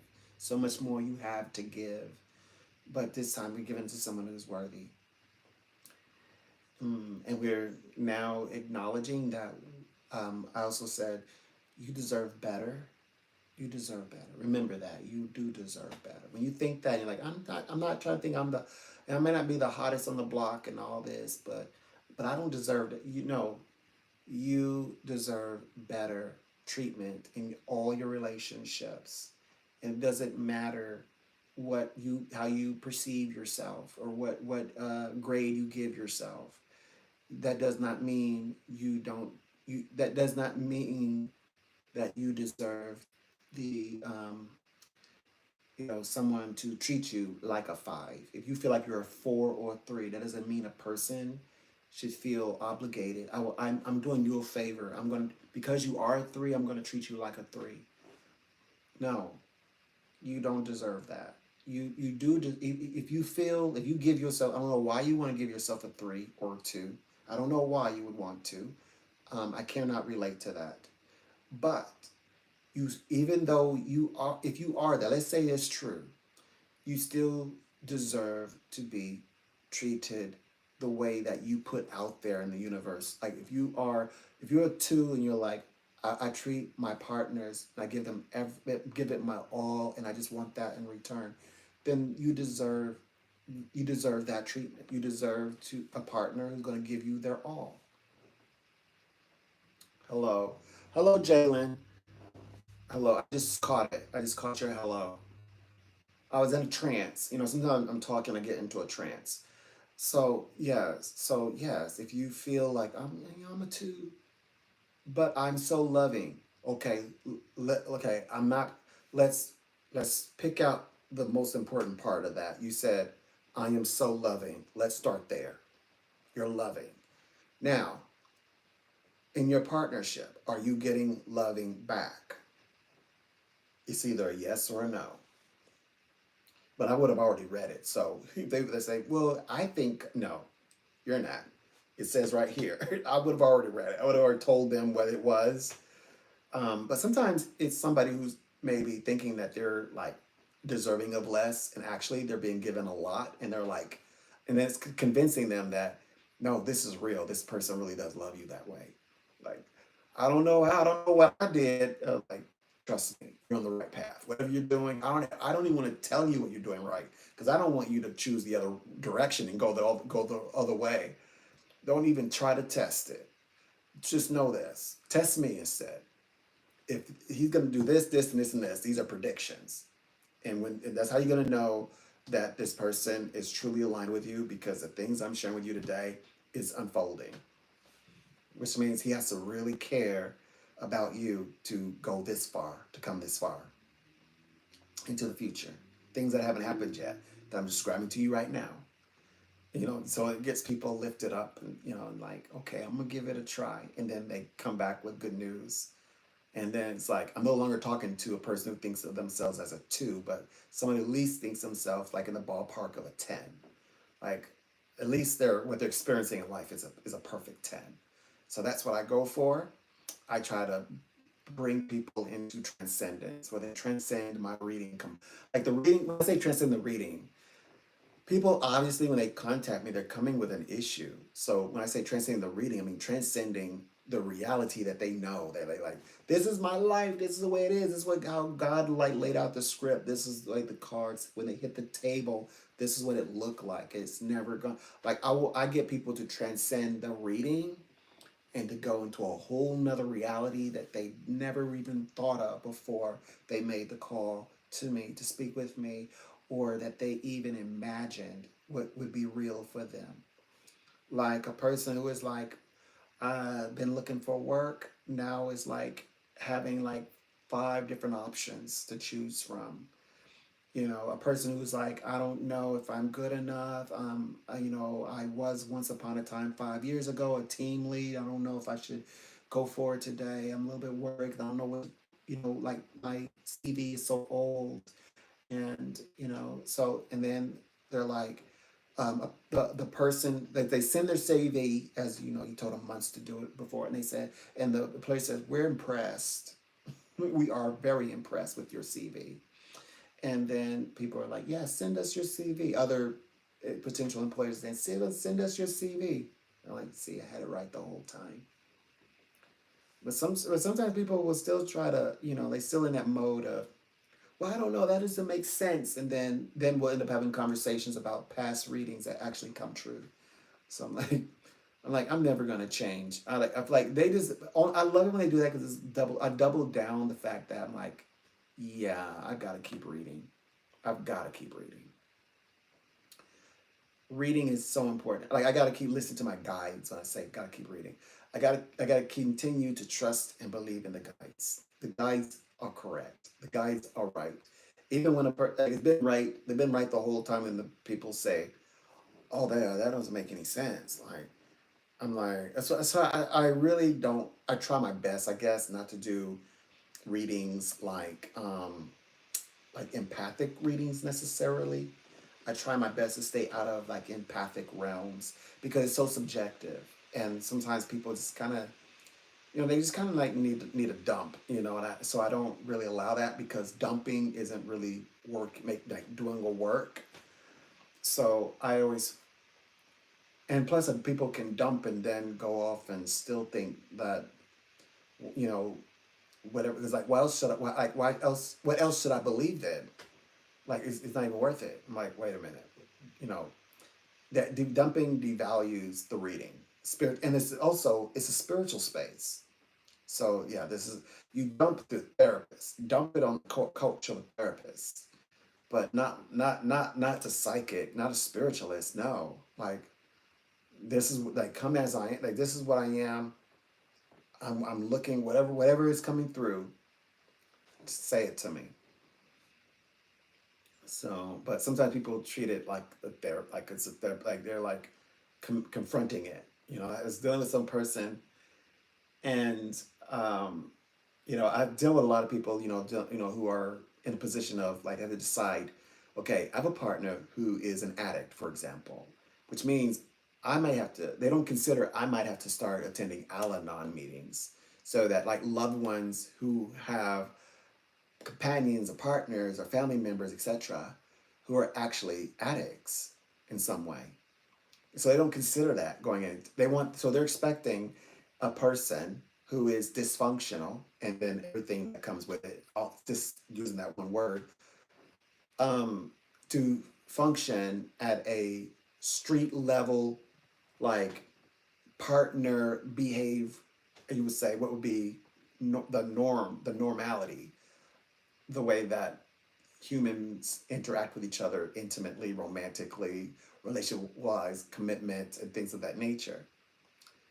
So, specifically in an instance, I was working with someone and I was saying, I'd like back it up some and say, okay, there is a difference between opening up with you about certain things and opening up about, because you're going to filter it in the form of love because you have a stake in the matter. But I'm saying somebody that's very much with a blank face say, look, though you have an issue, do you realize the effects of on others that that want to get who want to get close to you, that you misguide them, or you or they misinterpret what you want, or they see lack of commitment on your part, because that is taking I know I have this situation going on with me now, I can take accountability. So I'd explain that, like, no, what I meant was this versus you, because you two are not talking about what they're going to be talking about. No way you are, because you're going to translate it as in rosy, cozy, love me, so all of that, because you want to be you want to feel, you want to be up close, and you want to be together. So it's like, no, that's not what I meant. So, but they understood it and they were given the assignment. I said, well, rather than waiting for the years to come for him to find out this person, 'cause I was making a major prophecy, that psychic prophecy. Years later, he would realize I'm still alone, and why. And then a man, psychiatrist or psychologist, would be telling, very neatly dressed, dark hair, graying, and very like thick mustache, telling, this is why you're alone. You need to take a hard look at how you may be contributing to the results you're getting today, being alone. Whoa, no one's never told me that. Yes, that's what I'm telling you. Like, no one's never told him like that. You're being sweetie, and that's okay. But so, and I said, well, so that's clearly out of everybody's control. So what can she do now? So I said, okay, for now, what you can do is you have to reset. There's a reset. So a person gets anxious, it's like, oh, I can't do this, But it's like, but I love you, and I'm never gonna stop. We're not gonna stop sending you like morning texts. Well, what you want to do is the reset is going back to a place of familiarity. Whether if it's something you two do together, I don't care if it's popcorn on a sofa watching the telly, or if it's special dinery that you go to, where you reintroduce each other as though it's the very first time of meeting each other. I know you don't like the word. I know people say I don't want to be like what like they say. Well, you two are together, but then you use the word. You two are friends. I don't want to be his friend. I don't want a friend. I'm looking for, like you don't know the difference. I'm like, that's what I'm like, this like people using spiritual spaces like as though it's court. I'm like, look, look,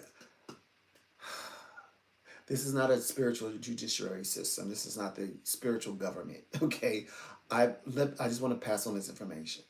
Look, friendship means You're with your companion, right?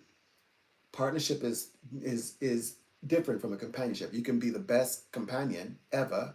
You can be the best partner ever and be terrible at one another exchangeably. Like if you're a great partner, you secure the house, but be terrible companion.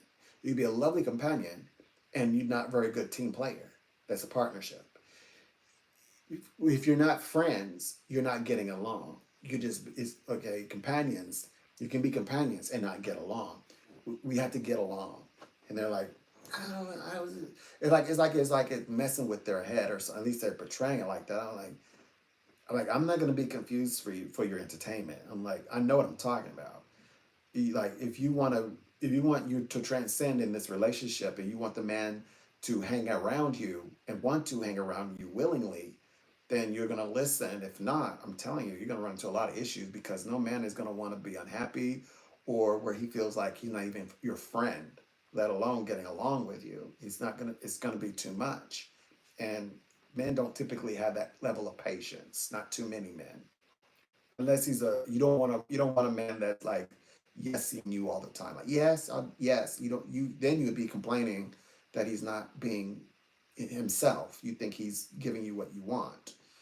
So that's not the relationship you're looking for. You're looking for a genuine relationship, I assess. So what you're gonna have to do is understand how you two are not. What we should be talking about is how are you two not getting along? How are you two misinterpreting things? And then realizing like, yeah, it's like you're pulling in all the energy and very little room for even the little bit of like settling differences.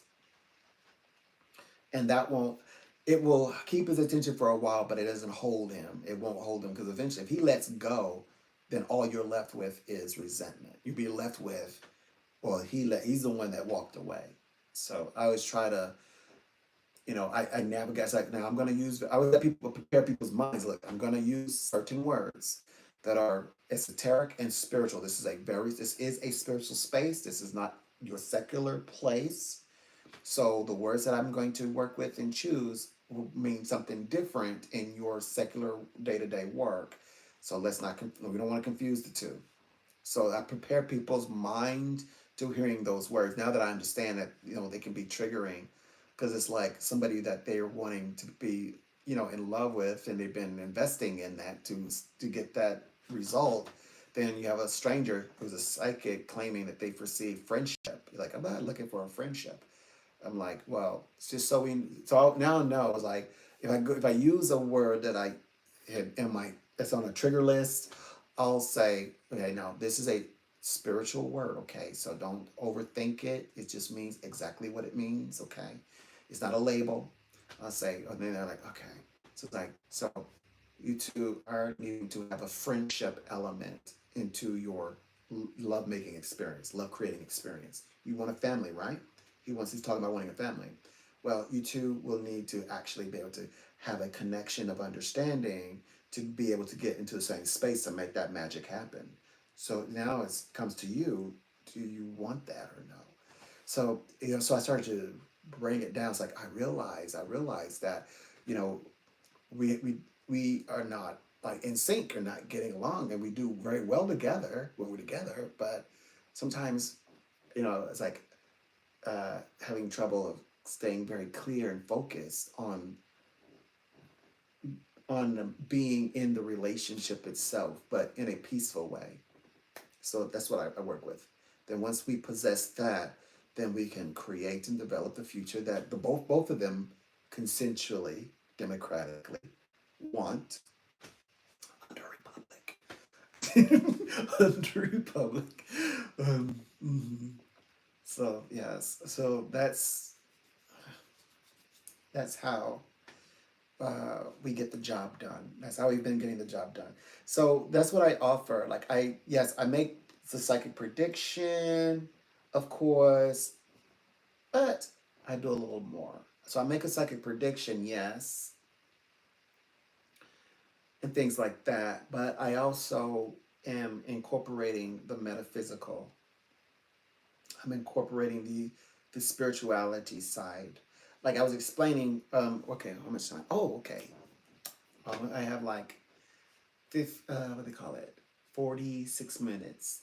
Okay, thank you for keeping me company. Thank you so much for keeping company. So basically, what this means is that, okay, so let's take a look. So a person who is what do they call it? A person who is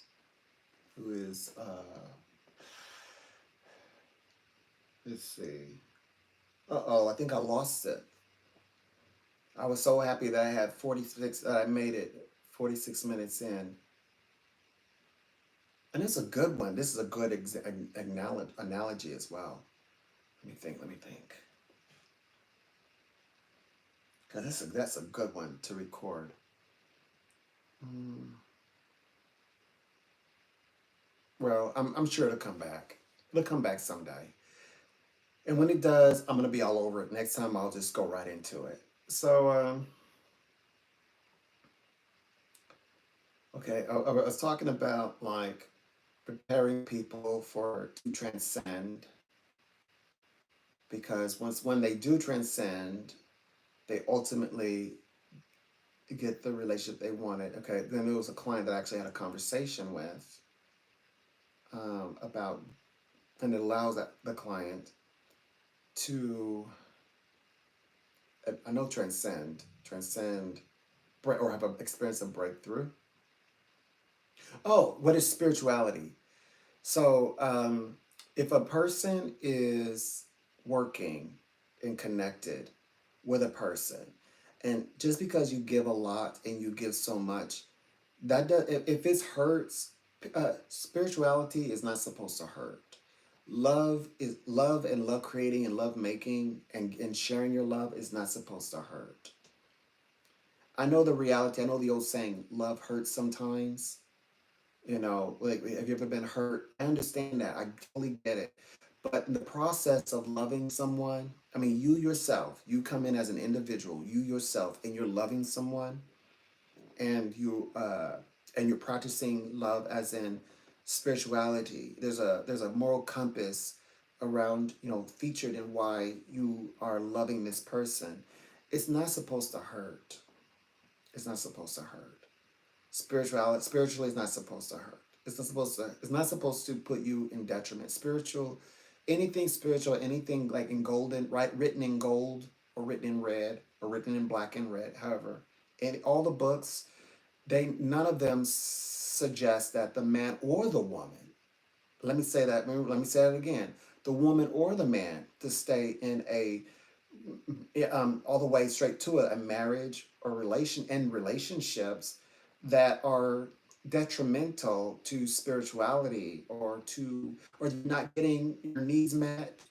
you know um, you know uh, you want children, you're not having children.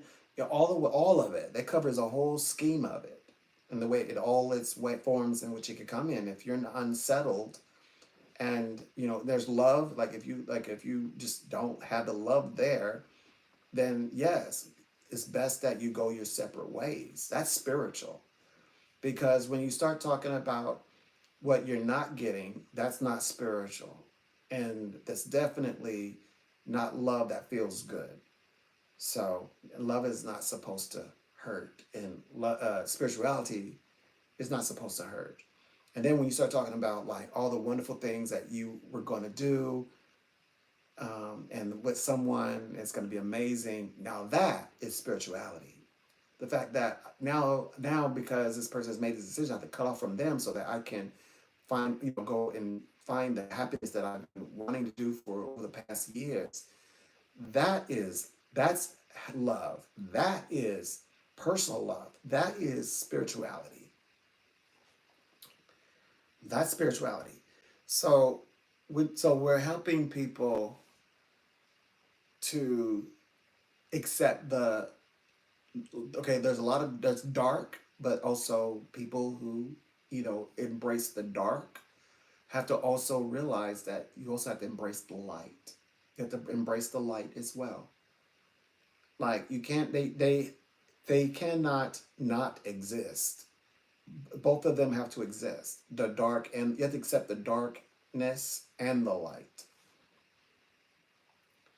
It's okay to, because you need the dark. You do. That's reality. That's the reality of this world. To be in this dimension, you have to have the dark and the light.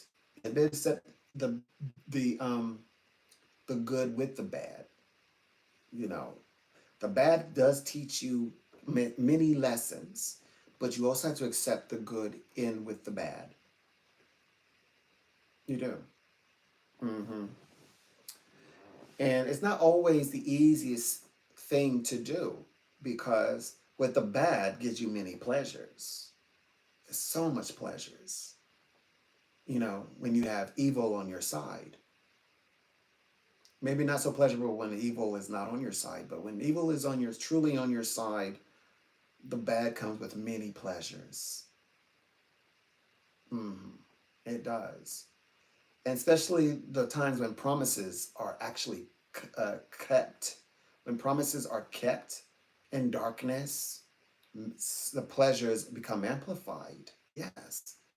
But one still has to understand there is a day in which you will encounter the light. And when it happens, you have to understand that it takes both to have the reality of this dimension, the third dimension, to be in this world, that they are both together. And some people might say, well, what difference it make? They're one and the same. They're both manipulating. Okay, but that means the ball will shift according to where the balance is necessary.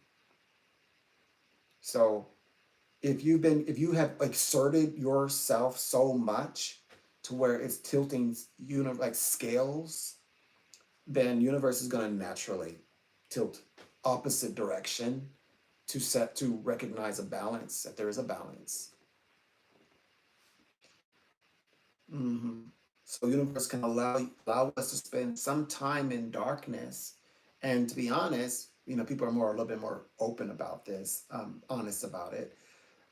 They enjoyed it. Yes, it's not something you go and parading around. I mean, unless it's private, you wouldn't.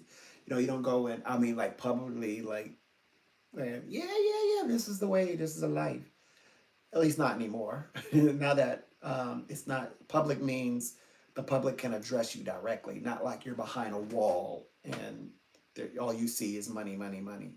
And you say, no one ever told me that's what the world felt. I was just making money. Now like, because the internet, it's like, oh, they don't like that. Okay, I get it. So yeah, universe allows us to spend time, and when we're in those spaces, like they said, there's pleasures there. But then we also, when it's time, and no one likes to know, like, no, like if you're in the light, if you're in the light section, no one likes that feeling when it feels like the world is closing in on you and everything is becoming dimmer.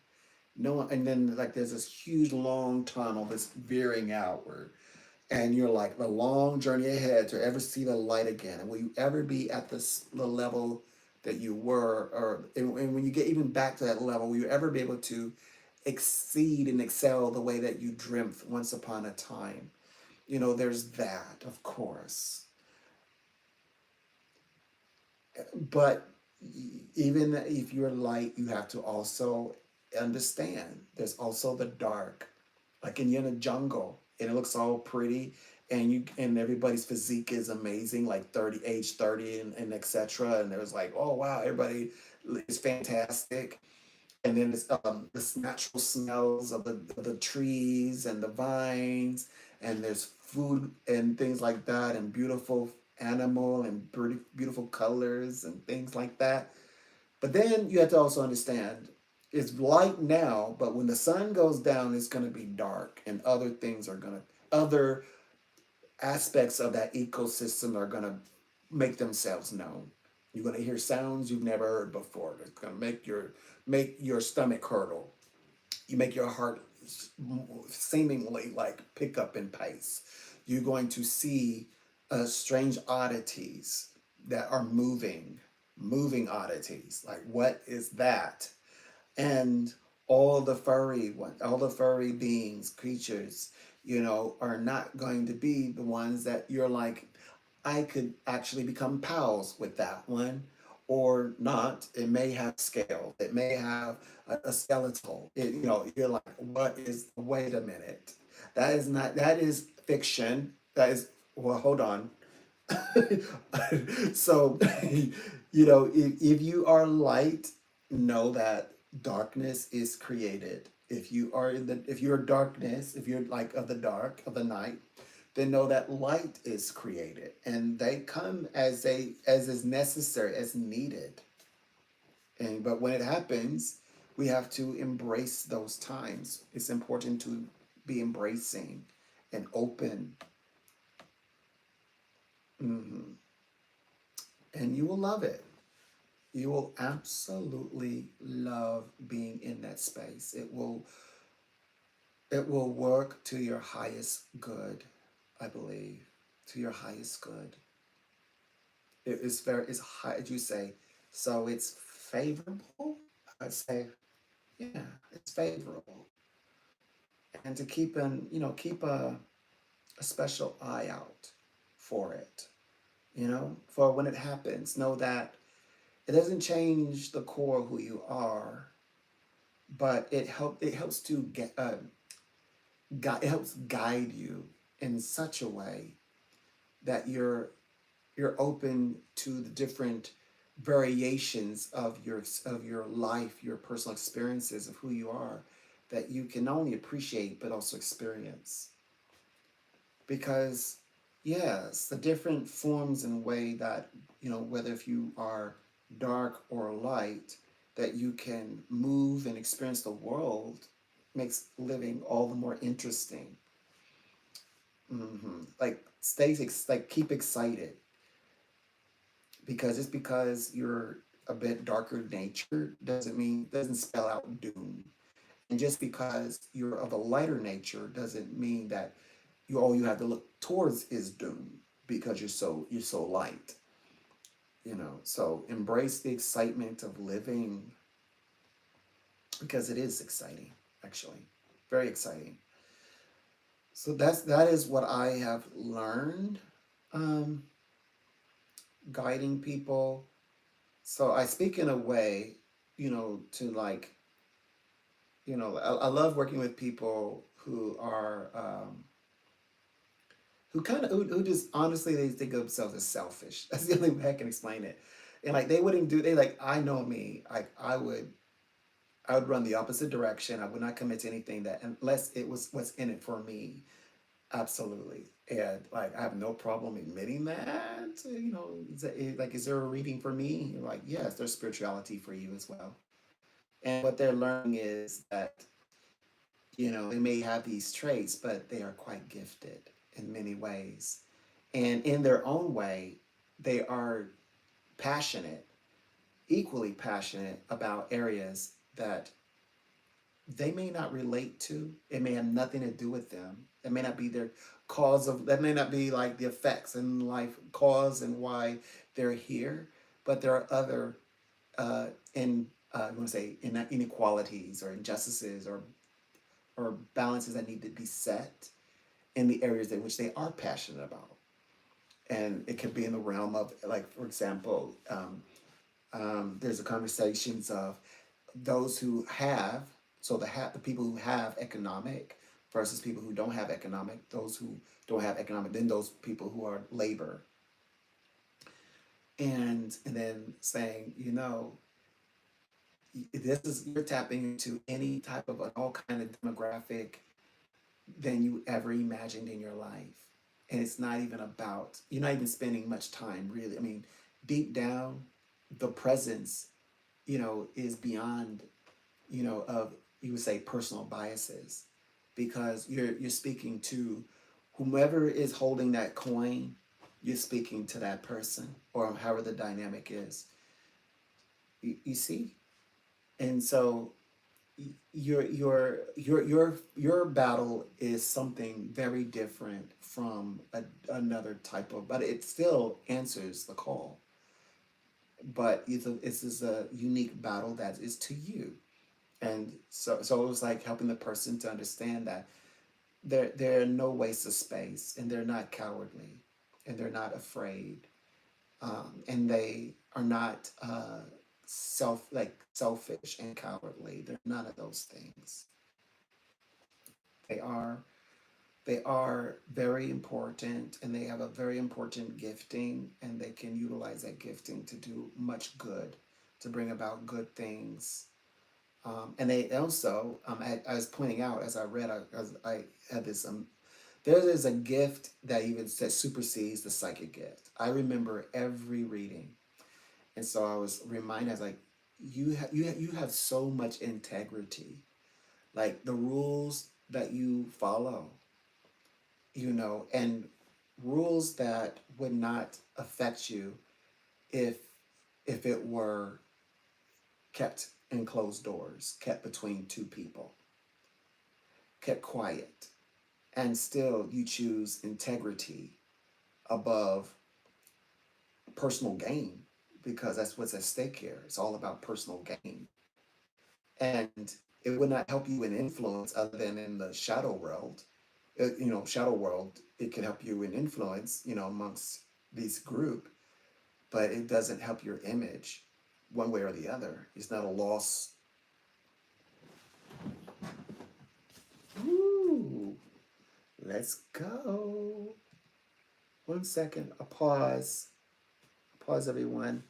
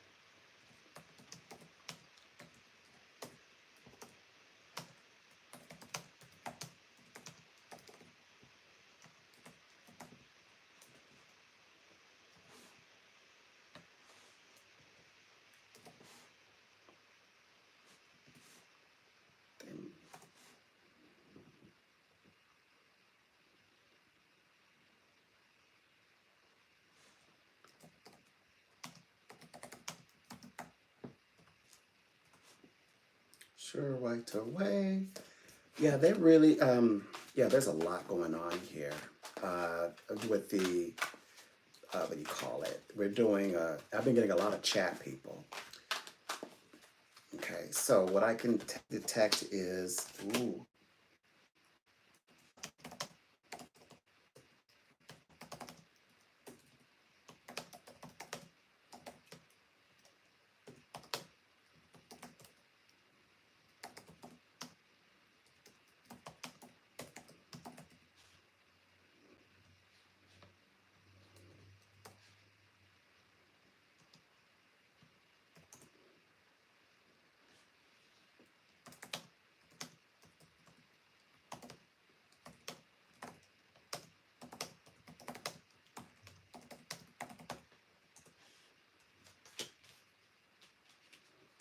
mm-hmm.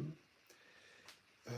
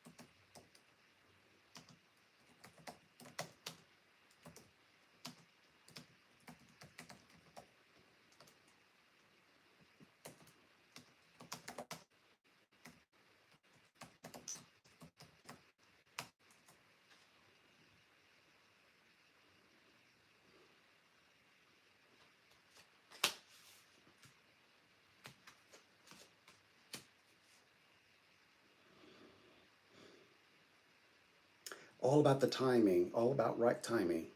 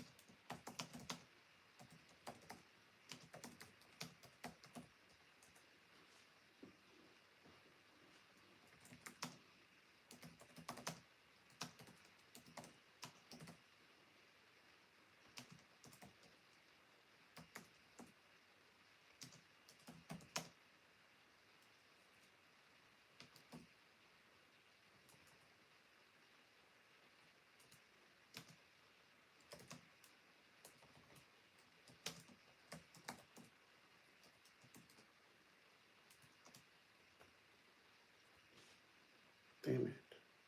Hurry up. Hurry, baby. Hurry.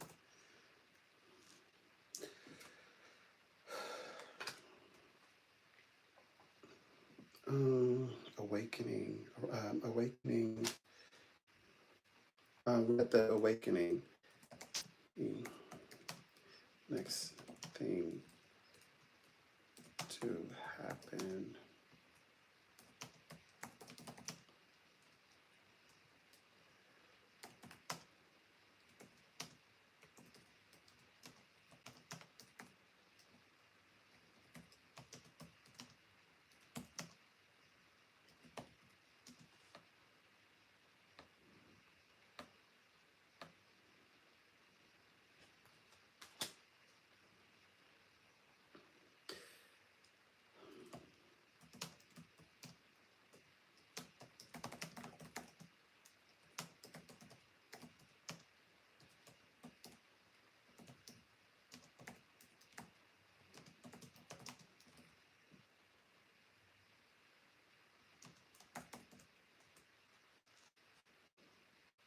Mm-hmm. Mm-hmm.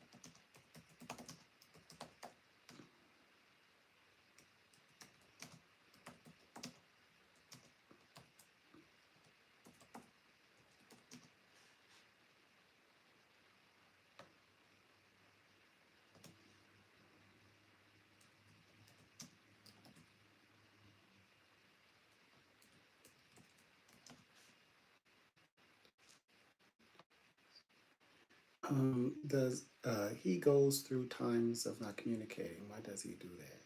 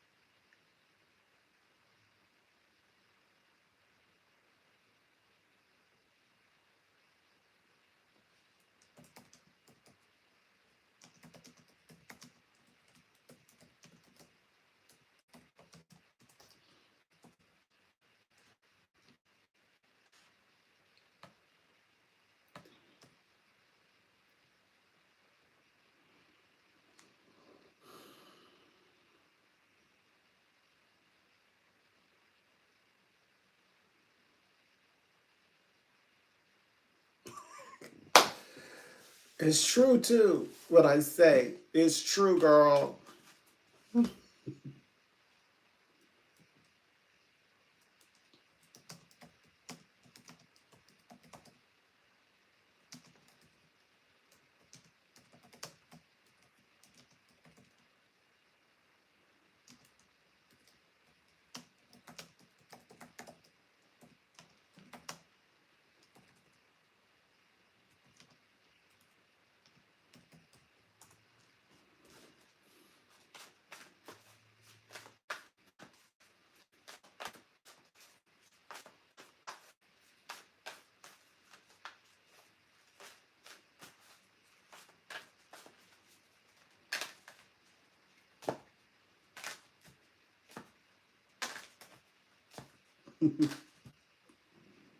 Mm.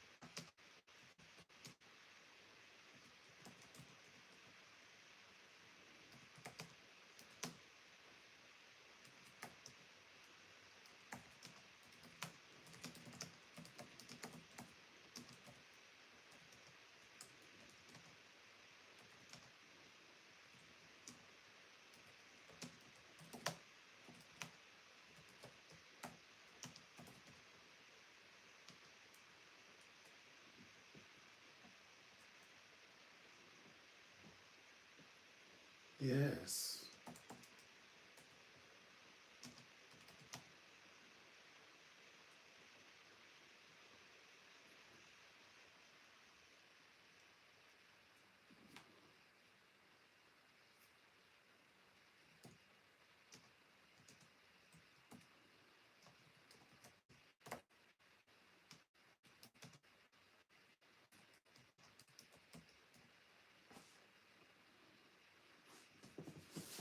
Well, let's see.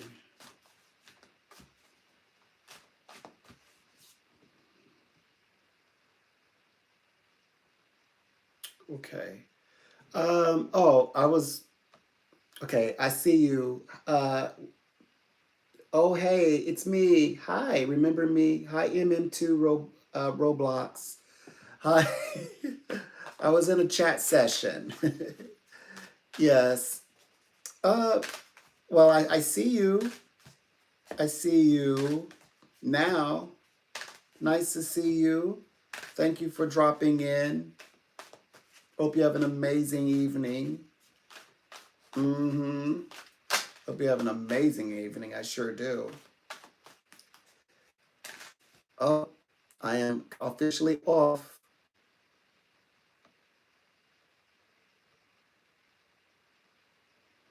We did it. We hung in there. And we had an amazing chat session. Okay. Oh, it still says 1 minute. Okay, I'll let it ride out. I love how it counts down and like you say how much time you're going to dedicate to, and then it like clicks you off. It's so advanced. Like it's very like sophisticated, but on the other hand, you know, it's okay. Other like companies that I've worked with, when you go into their interface, you know those idle games that you play? That's what it's more like. You're like looking at the idle of the game. Like the game plays itself. But this one is so highly interactive. I love it. I love where I'm at. Like you have to like go in there and you can maneuver and things like that.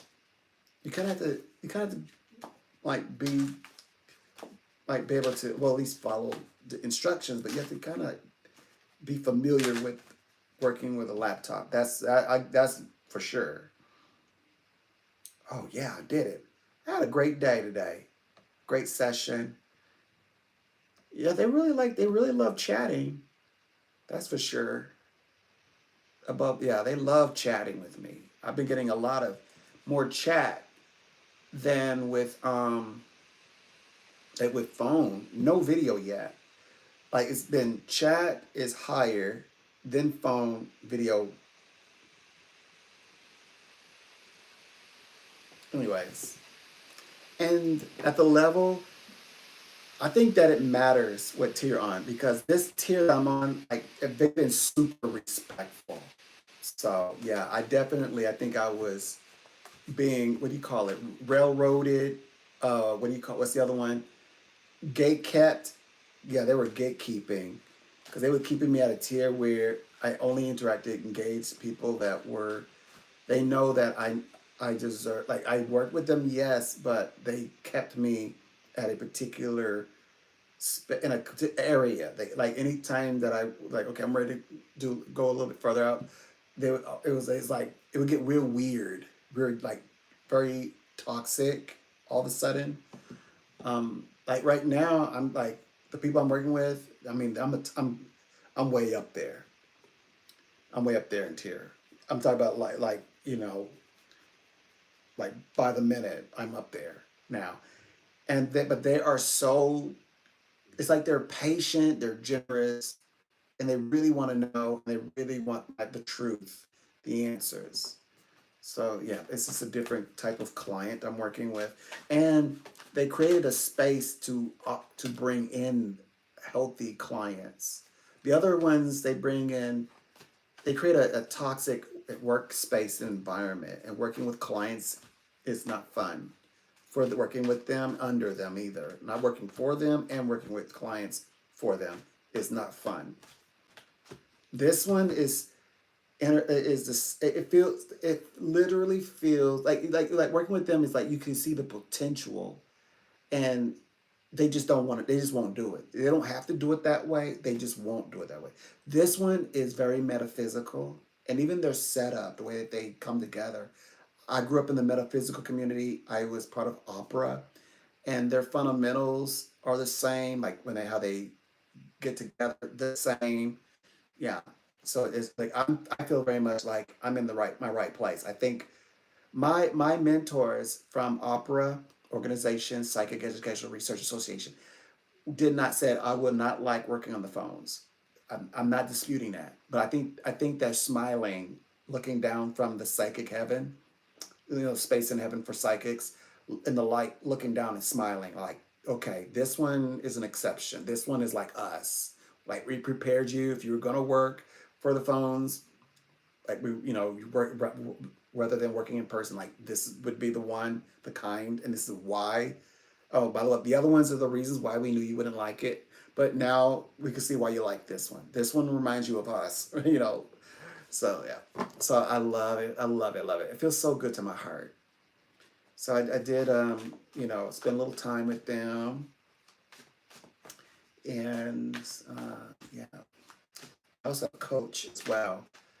Yeah, the other ones don't give you a coach or nothing. They don't claim to teach. They don't even claim to teach like I mean they give you attitude if you like want them to explain it, and they're so distant, and it's everything is communicated through email. This one is like either one. Like you could do, I could do email, I can do phone, and they really like genuinely like are there like not obviously I don't need them coaching me like how to be a psychic, but they like how to maneuver and operate. So yeah, I'm gonna reach out and book a schedule with them to let them know that I am truly genuinely interested in any way, shape, or form that I can help me be better, and understanding exactly where they best could utilize my gifts and my services. I would absolutely be open to all of it. And there's so much activities. Oh my gosh. There's like every other day there's an activity to participate in that everyone's allowed to actually participate in. The other ones are like, don't try to participate, don't try to do that ever again, in all caps. Oh my gosh. I couldn't, like, wait a minute. You just ask for seconds who want to participate in it's not a lottery thing either. It's like, they don't have like on your ready, on your march, or like pitting psychics and psychics, you know, then whoever comes out on top. It's more like your personal best. So I love that idea as well. It's a personal best thing, experience. It's, they don't create a space of toxicity. And it's not like a bunch of like psychiatrists, psychologists, conspiracy, engineer, like techie minds, like, like building a maze and like puppeting things, to make it weird, putting your intention in weird places so they can write about it, things like that, write books and try to write scripts for it. I'm so happy that's not, yeah, it's very toxic free zone is what I've got, what I earned. I had to battle for it. You didn't give it to me for free. I had to fight you for it, but I did it. Yes. I'm excited. I had a great reading today. I did something positive, constructive. I was constructive. Yeah, I'm so thrilled. My heart is no longer heavy. I understand what I ain't fighting for. I literally was pushed to the brink. I said, please. I was like, I'm 100% sure I didn't want to cross over. I was like, God, you can please don't take me. At least let me see. Keep me here long enough to tell them that I am not some, I don't just fall out of trees. Like I'm a great psychic. Please keep me here long enough just to get my point across. And I'm blessed that, Christ was like, okay, we'll give you some time. You do what you have to do. So I'm telling you all, I'm not a joke. I'm not a game. I'm not a one trick pony. I'm not a box of games. Assorted games, miscellaneous games. No, I'm experienced, skilled, professional, and ethical. And I'm serious psychic. I'm a serious one. And I work with people. I read for people every single day, and I love uh, talking about my predictions that came to pass. I love making predictions about world things and then actually being able to go and find articles written about it the next day, like within hours, not like just wait till 2 years from now. Wait for 4 years now. I mean like today. Today. I get something today and I say it, I'll take a 6 hour maybe or 5 hour in the morning. There'll be an article professionally written by a news outlet or a journalist and reputable one, of course, because it'll be trending. And I'll say, see, there it is. They have all the facts, and I've got like, some of the, you want to call it, some of the extra sensory, but they got the numbers, how it happened. And, sometimes I even got numbers when it associated to the whole, nuclear thing. Because I was like, yeah, people have their thoughts, and the world, Western world is like, they need to go out with a big bang. But Putin is like, I'm a bad guy, but I don't want to be that kind of bad guy. Like I don't want to be the bad guy who raises up Satan, who's written down in history. This bad guy, yeah, this bad guy here raised up the Antichrist, Satan. He did. No, he doesn't want to be that kind of bad guy. He doesn't want to be that bad guy. He wants to be like he wants to like take over your land, and then boss over you.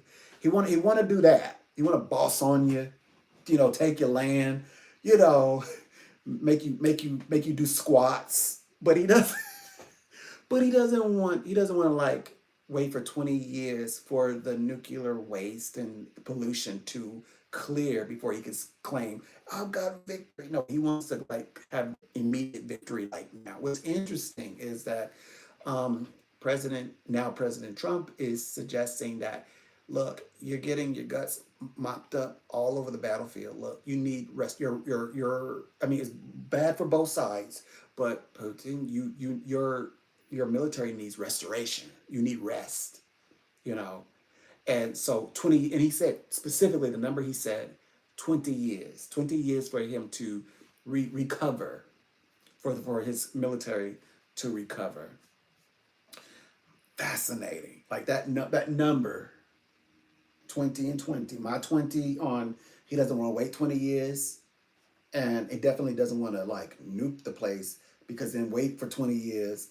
But then here comes, the president, now President Trump saying, yeah, you need 20 years for your military to recover, So, but of course, my claircognizance is saying he doesn't want to recover in 20 years. He'll outsource military as he has. Kim Jong-un he wants to enter into the world stage. Interesting dynamic. Like both of them deal with Putin, or favor Putin, like in their communication. But the Kim Jong-un and President Donald Trump do not like each other. And in my head, I'm always imagining like President Trump has visited, Putin, and then leaves, and then Kim Jong-un has now Putin in FaceTime, like, yeah, I'm okay, I'm good. Did President Trump say anything about me? I like making that joke, that scenario in my head.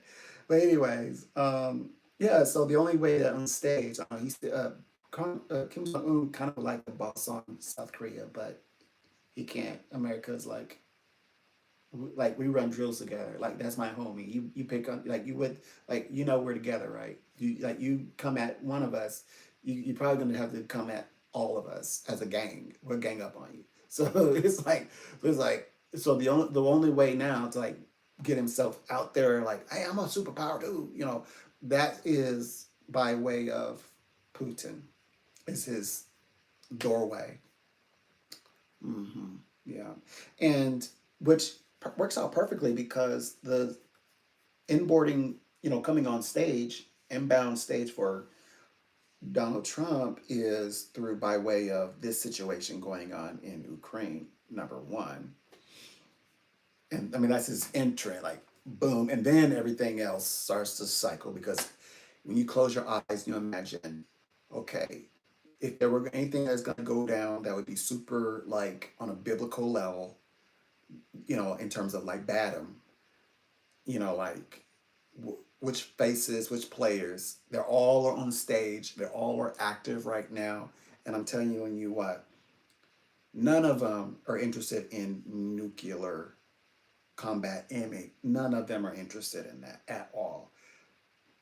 They all of them, even the bad guys, and that's sad.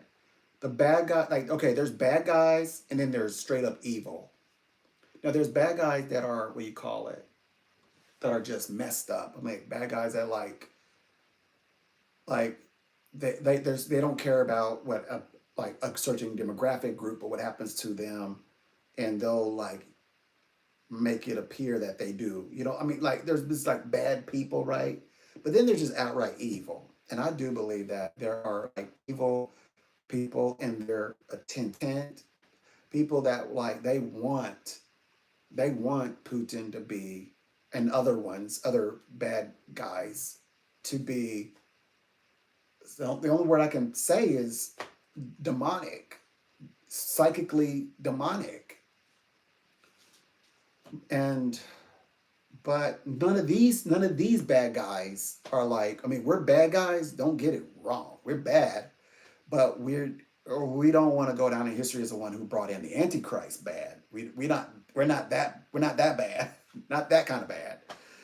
So yeah, but anyway, they're all on the face, and none of them, every one of them is in agreement. Like, we don't, like, they may be moving stuff around, the nuclear arms around, but they are like, that isn't what none of us want that at all. They may demonstrate, like, we know how, we know what it is. Clearly we can, but let's work it out. Okay, you destroyed our capabilities, we destroy your capabilities. Yours is a mess. Yeah, who's talking about nuke?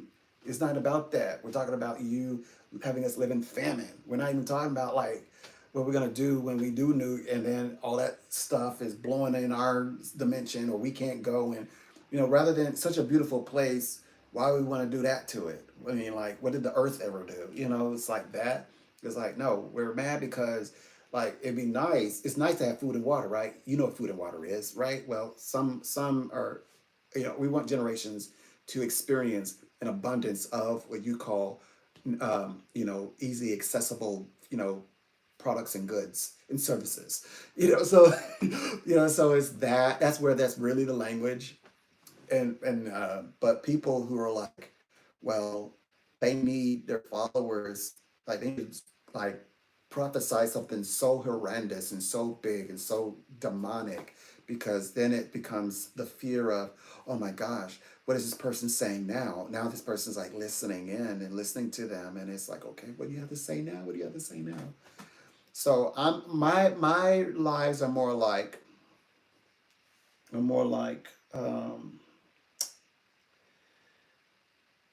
I believe, okay, some people say that 2025 is going to be like a prophesying already. It's going to be a year of just evil, devastation, and people losing out financially. All of this.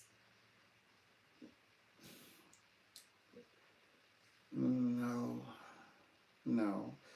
Lots of dreams are coming true, especially business dreams. People have launched or launching in 2025. And also, it's the year of the human heart. So people are going to be open and a heart level activated, universal consciousness. Also with twin flames as well as soul tribes. So not just an individual falling in, falling more in love and wanting to unify their lives and define what unity represents for them, but also groups of people are also aligning. So like wonderful minds are actually becoming more like working together and part of like a family. And so then you've got people like, I don't know how to say it other way than, it's like their prophecy is dependent on, I say it like this, but it's like their prophecy is dependent on the failures of humanity. Like humanity will have to fail in a big way at this point to make the prophecies come to pass. But prophecy is to edify, which means, let's look up edify. That's what I'm told, is to edify. Edify. And edify is a good word. It's one of the three things that prophets do. They edify, instruct, and improve. Now, if a prophet is prophesying all these negative things, right? Oh, this is going to happen. And then let's say it does. Where's the instruction? Someone morally and intellectually, not just morally, but intellectually. Where's the improvement in the person to morally? And they leave no room for recompense. They leave no room. It's just more like, this is what's going to happen, and this is what it is. It's sealed. It's the end, and it's the marking of the end. Accept it, but they don't really instruct. The other one is they coach. So they edify, and then they also will stand in your corner and be like coaching you. Like, you can do it. They're supposed to be rooting for you. That's what prophets are supposed to do. That's one. And then the third one is that they do prophesy or predict the future, and it's very strict in the, at least in the Old Testament, that it used to be where if the prophet is wrong about any one little piece, that means we just ignore the whole thing. Like, don't even listen to the person. That means that the prophet doesn't get faulty information or misses. They straight up get pure information. Like, this is this and this is that and this is what, and then you can be, you put your life, you put life on it. You be like, hold on, the three.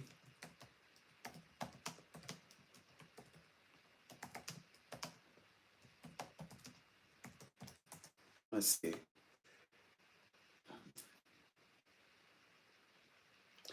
Okay. Besides, we know prophets can tell the future. We know. Um, 7. No, I don't want your analogy. I was looking for the verse. That's the only thing about the Bibles. They're so big and there's so much to talk on. I always like right now I would love to be able to like off the top of my head know like the three functions that the Bible says, not the functions that we like. They over here they have like 10 things that are 10 major roles of a prophet. No, I want what the book says. It says there are three. They have three functions or three jobs or three aspects to their job. One is, we know, edify is one of them. So that means they instruct. That means they're telling people what to do. That's one. And then it's and to help them to improve, to get better, which means that prophet is wise, who that prophet would know better. This is somebody who knows better. And that's in both morally, emotionally, and spiritually and intellectually, because it includes morally and intellectually. The other one is the um, like the lifting up, to lift up a person or life coach them through things. And then prophecy. That's the order it goes. Prophecy, which means predicting the future. But that doesn't mean predicting the future only sometimes. Predicting the future means you have successfully predicted the outcome of a future event. So that doesn't mean sometimes when as it applies to a prophet. It means all the time. Doesn't mean you're walking around making predictions every single day, every single minute of the day, but it may mean that when you say it, that's what's expected. Not that you don't have human moments, not that you don't have human moments, but human moments, and then choosing at the like, okay, now you're in the station of delivering a prophetic message. That's different. That's something those are two different scenarios. So I'm not saying that this person doesn't have the physical modes of a human being. They put on their shoe, the right foot, left foot first, they do all that. But I'm saying when it comes to prophesying, there are things that are attributed to the prophet, three simple things that a prophet is over and does. Edifying the church, as they say, that's more speaking to what the prophet does. And these are words that they actually use: lifting up the church, lifting them up. And then the other one is prophesying the future. But when it talks about that prophesying part in very specific areas, the wording is, I first of all, God chooses. The issue wasn't so much that people were just, because people say, well, people were sacrificing the children to the demon Molech. That's not the whole story. That's the basic stuff. I mean, that's us reading it as a human being, modern human being. What actually happened was they were sacrificing children who they believe were unique and special, that may be considered to be mystical. They would sacrifice those children, and then they would choose their own children and make them walk through embers, and would anoint that child to be the one who delivers, the messages. And they come in the form of astrology, wizard, magician, divinators, and things of that nature. But then God said, and so as you keep reading, it says, all this is wrong. Don't partake in any of it, because that's what Israel were doing, which means Christians were doing. If you're in the modern language, it was Christians were doing these things. And so God came in and says, no, you are not supposed to do any of those things. Rather, I'm going to choose the one that I'm going to talk to. And that one I call a prophet. And if that prophet speaks, no, and it does not come to pass, it says know that that prophet is speaking presumably, presumptuously, and out of arrogance. So like arrogantly making presumptions. And that means when that happens, don't listen to that. That's not mine. That's not a prophet of mine. Because and he says goes when I say it, it's gonna happen. It's not so much they're saying it, but because I'm saying it, and they're saying it and it's coming to pass, know that I sent it. That's what makes them important. That makes what they're saying is important. And those are the ones he's saying, do not, if I may use the word, off them. That's why people, like if you were to, it's like if you were to offing prophets, actually God revenges those, by the way. He avenges those passings. If you martyr a prophet or a straight up murk one, yeah, God is on that. And that's where that's to the level when they're saying, touch not my anointed one, meaning like because people would like the prophets that actually that are sent would be like run out, chased out, etc. on a human level, you know. And so God will come to their aid in a very mystical, on a biblical level, I mean, if you read the stories, I mean, there are accounts when God has come through for prophets.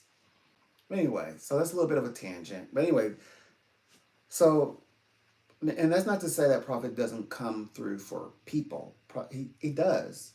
But it's like, if you're helping a friend and the friend is doing everything they can do to destroy the process, like like when you plan a trip and the last minute you paid your money, you paid your money, and maybe this time you're like your friend didn't even cover hadn't even paid it yet, but your friend knows full and well that you've paid in and didn't prepare you that they may not be able to make it, and then just for no reason just get out of it, or behind your back in time they get their money back but didn't tell you that they were going to do it. And they were like, well, I just thought you were going to find somebody else to go with you.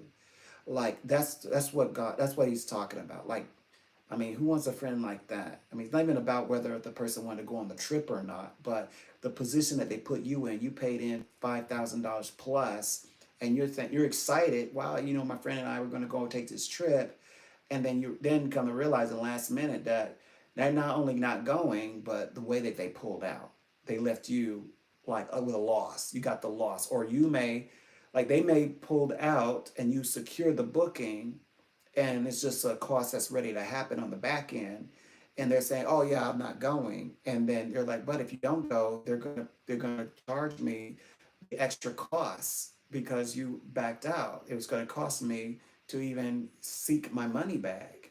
Like, why would you do, like, you knew this going into, like, that kind of friend. So that's kind of like the same, that's like the scenario playing out when, if you like, here you have a pipeline, and you got a person who is delivering messages, and then you're doing everything you can do to make the job harder. Yes, there is something wrong in that. And yes, no matter how the mathematical equations one comes for it, or I didn't know, yes, God has a strange way of revisiting those things. Absolutely. But anyways, besides going into the trifecta, I think I'm gonna close it off here. I did what I was supposed to do. So like I completed my task, and my task today was to stay online for the duration of my work. Like kind of like keep me motivated, keep me plugged in. I had an amazing chat session, so I'm gonna keep growing. So I have to get ready. I think I'm gonna. No. I got to get ready for my 3 a.m. Mm-hmm. Yep, going in. I'm entering the second half of the month. It's gonna be very busy, very busy. So it's 3 a.m. my time, 9 o'clock their time, and I stay on until 8 p.m. their time, but it's 2 p.m. my time. And then I come back on. Yeah, I'm pretty sure I would probably need to come live again tomorrow at 6. So I think I'm going to be going live a lot of the times, like whenever I'm working. So also, I've been, okay, so my new task or my new job that I've taken on, I like to start at 6 p.m. and like go to like 12 a.m. So during those times, I might choose to go live. And particularly the days I've chosen is like Tuesday and Wednesday, and then on the weekend, I accumulate all the rest of the hours that I committed to. So whatever hours that's needed, puts a few more extra hours as well. And then the one that is in the morning, like 3 a.m. to 2 p.m., you never know, because that one is, I also work that's when I work every day. So yeah, so that could be any day. So you know how I am. I don't really tell people when I'm going live. I'm not there yet. But I'm pretty sure when there's a demand for me, and people are like, "Look, we're here, but you need to tell us like when, so we don't because we're a lot of us are not waking up early in the morning to hang out with you, or like you said you're coming, you switch the date around, and you like move in, or like I have videos where there's a live I'm gonna do, and it's like, yeah, it's like that was last week. So I have like video. I'm gonna be honest with you, that's where it is. Um, I'm not saying I will get better. I'm saying that when there is a demand and it becomes like a job, that's like okay, I've got to punch in, I've got to sign in, then I'm pretty sure that will change. Okay. Right now, I've got to keep it fun for me. I have to come on here when it's fun, because I need it. It has to feel it has to feel different than like working for the companies. Like for the companies, it's serious, and I have to focus on the topics that they're immediately. I'm directly working with people individually. Here, I get to tackle broader, tough subjects that are like world related, and also questions about spirituality, and also the process of being psychic and things like that. So that's what I'm doing. So anyway, I'm gonna head out, and probably gonna snoop around to see if anyone else is live, because I am also a consumer of content. So I need time to consume a little bit of content. So if I came in here at 6, yeah, I've been here for like 3 hours at least.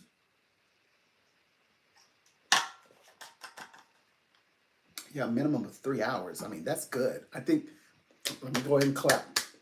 Even if I don't log in tomorrow, like I hope I do right now, today, this very moment. All right, bye-bye.